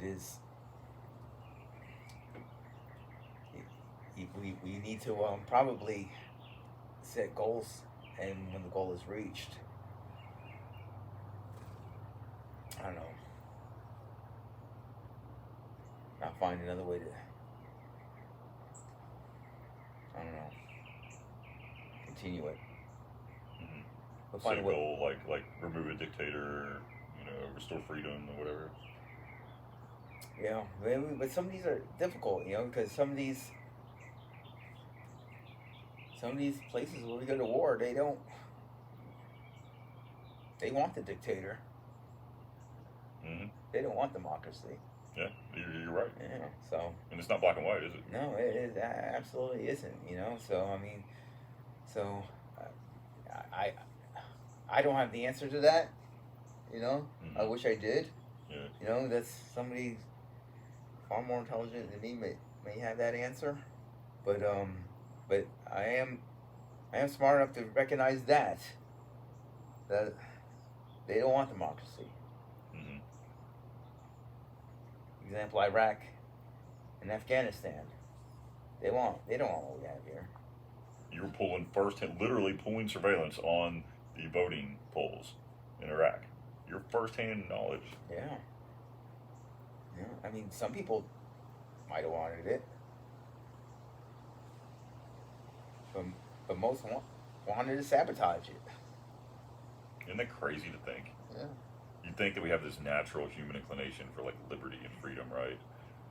But in reality, and we see it in America, right? A lot of people just want to be told what to do because they don't like the comfort. It's comfortable for them, right? They don't want to take that hard step and be a leader and have to make their own decisions. And they don't even want to know about the reality around them because it is so disgusting in some cases when you actually understand the world and how it works in the government. You're like, but they don't want to know, so they just watch football and drink and whatever, Absolutely. But as far as there's got to be an out. We just can't do it forever though. Like Afghanistan or what? Any war. Any war, yeah. Any war. There's got to be an out. It just. It's not like it was back in World War II. Mm-hmm. I can't remember who said it. You gotta make war so horrible that nobody ever wants to do it again. I love that quote. Yeah. And obviously I'm paraphrasing. I didn't get it exactly right, but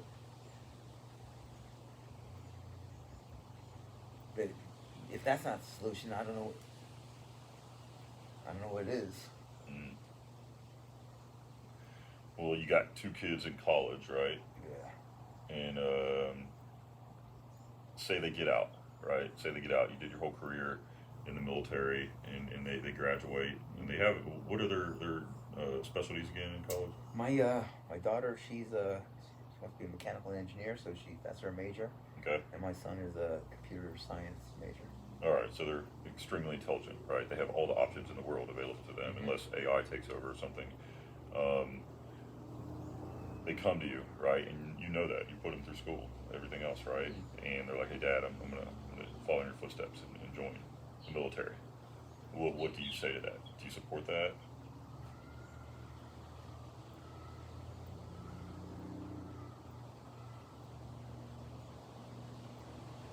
I'm going to support them whatever they want to do.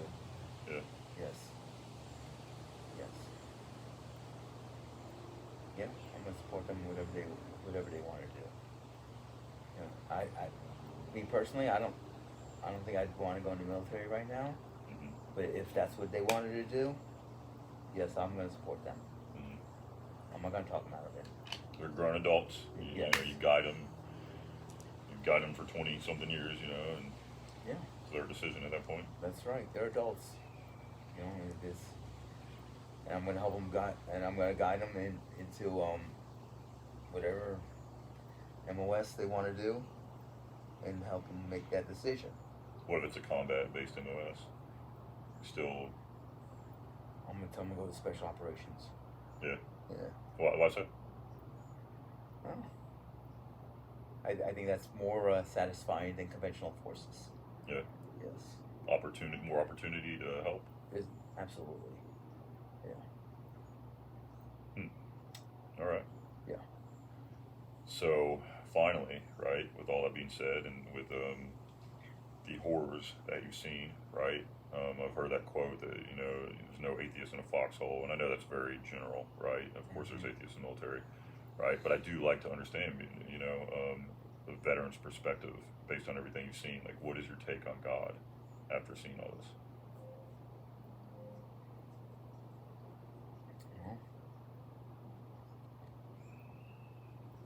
take on God hasn't changed.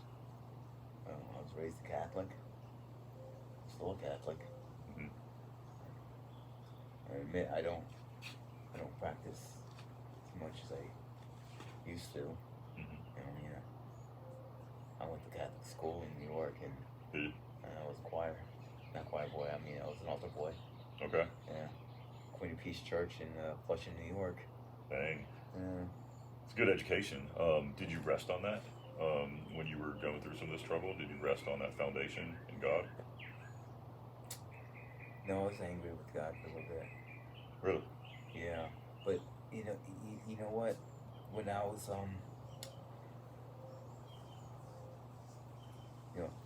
we had a conversation about time and place for the chaplain.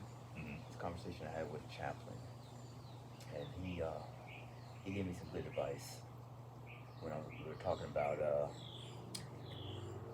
the incident, the green on the blue incident Yeah. in Afghanistan, and he gave me some comfort. It did, and and the guilt that I felt and how inadequate I felt, and he says, well, maybe God did not want you to save you. Hmm. Maybe God just wanted you to be there to give them comfort. Being Greg and Daryl in their last moments on Earth.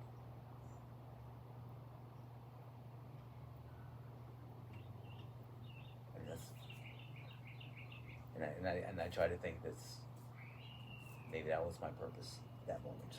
Hmm. Somebody who they knew, loved, cared about, their brother, right? There with them. Absolutely. It's Daryl. Like I said, Daryl was conscious when I got to him. Yeah. And he looked to me, and the look on his face was, Rubens here. And I saw the look as, Rubens here, he's gonna save me. Mm. That's the look that I took from that. And that's not what happened. But the chaplain told me, said that maybe that wasn't the look he gave. Maybe the look was, Rubens here. Maybe I could just go peacefully. Maybe. I don't know. Well, I know. Maybe perhaps I will know someday. But I'll have to take it on faith. Take it on faith. Well, it's not a good way to end, but it is, honoring their legacy, telling these stories, right? Honoring your legacy, right? Serving your country. Yeah. 6 combat deployments. So, guys, this is my brother Ruben's story. Hear it, feel it, and let it be a call to action. Thank you, brother. Thank you, Mike.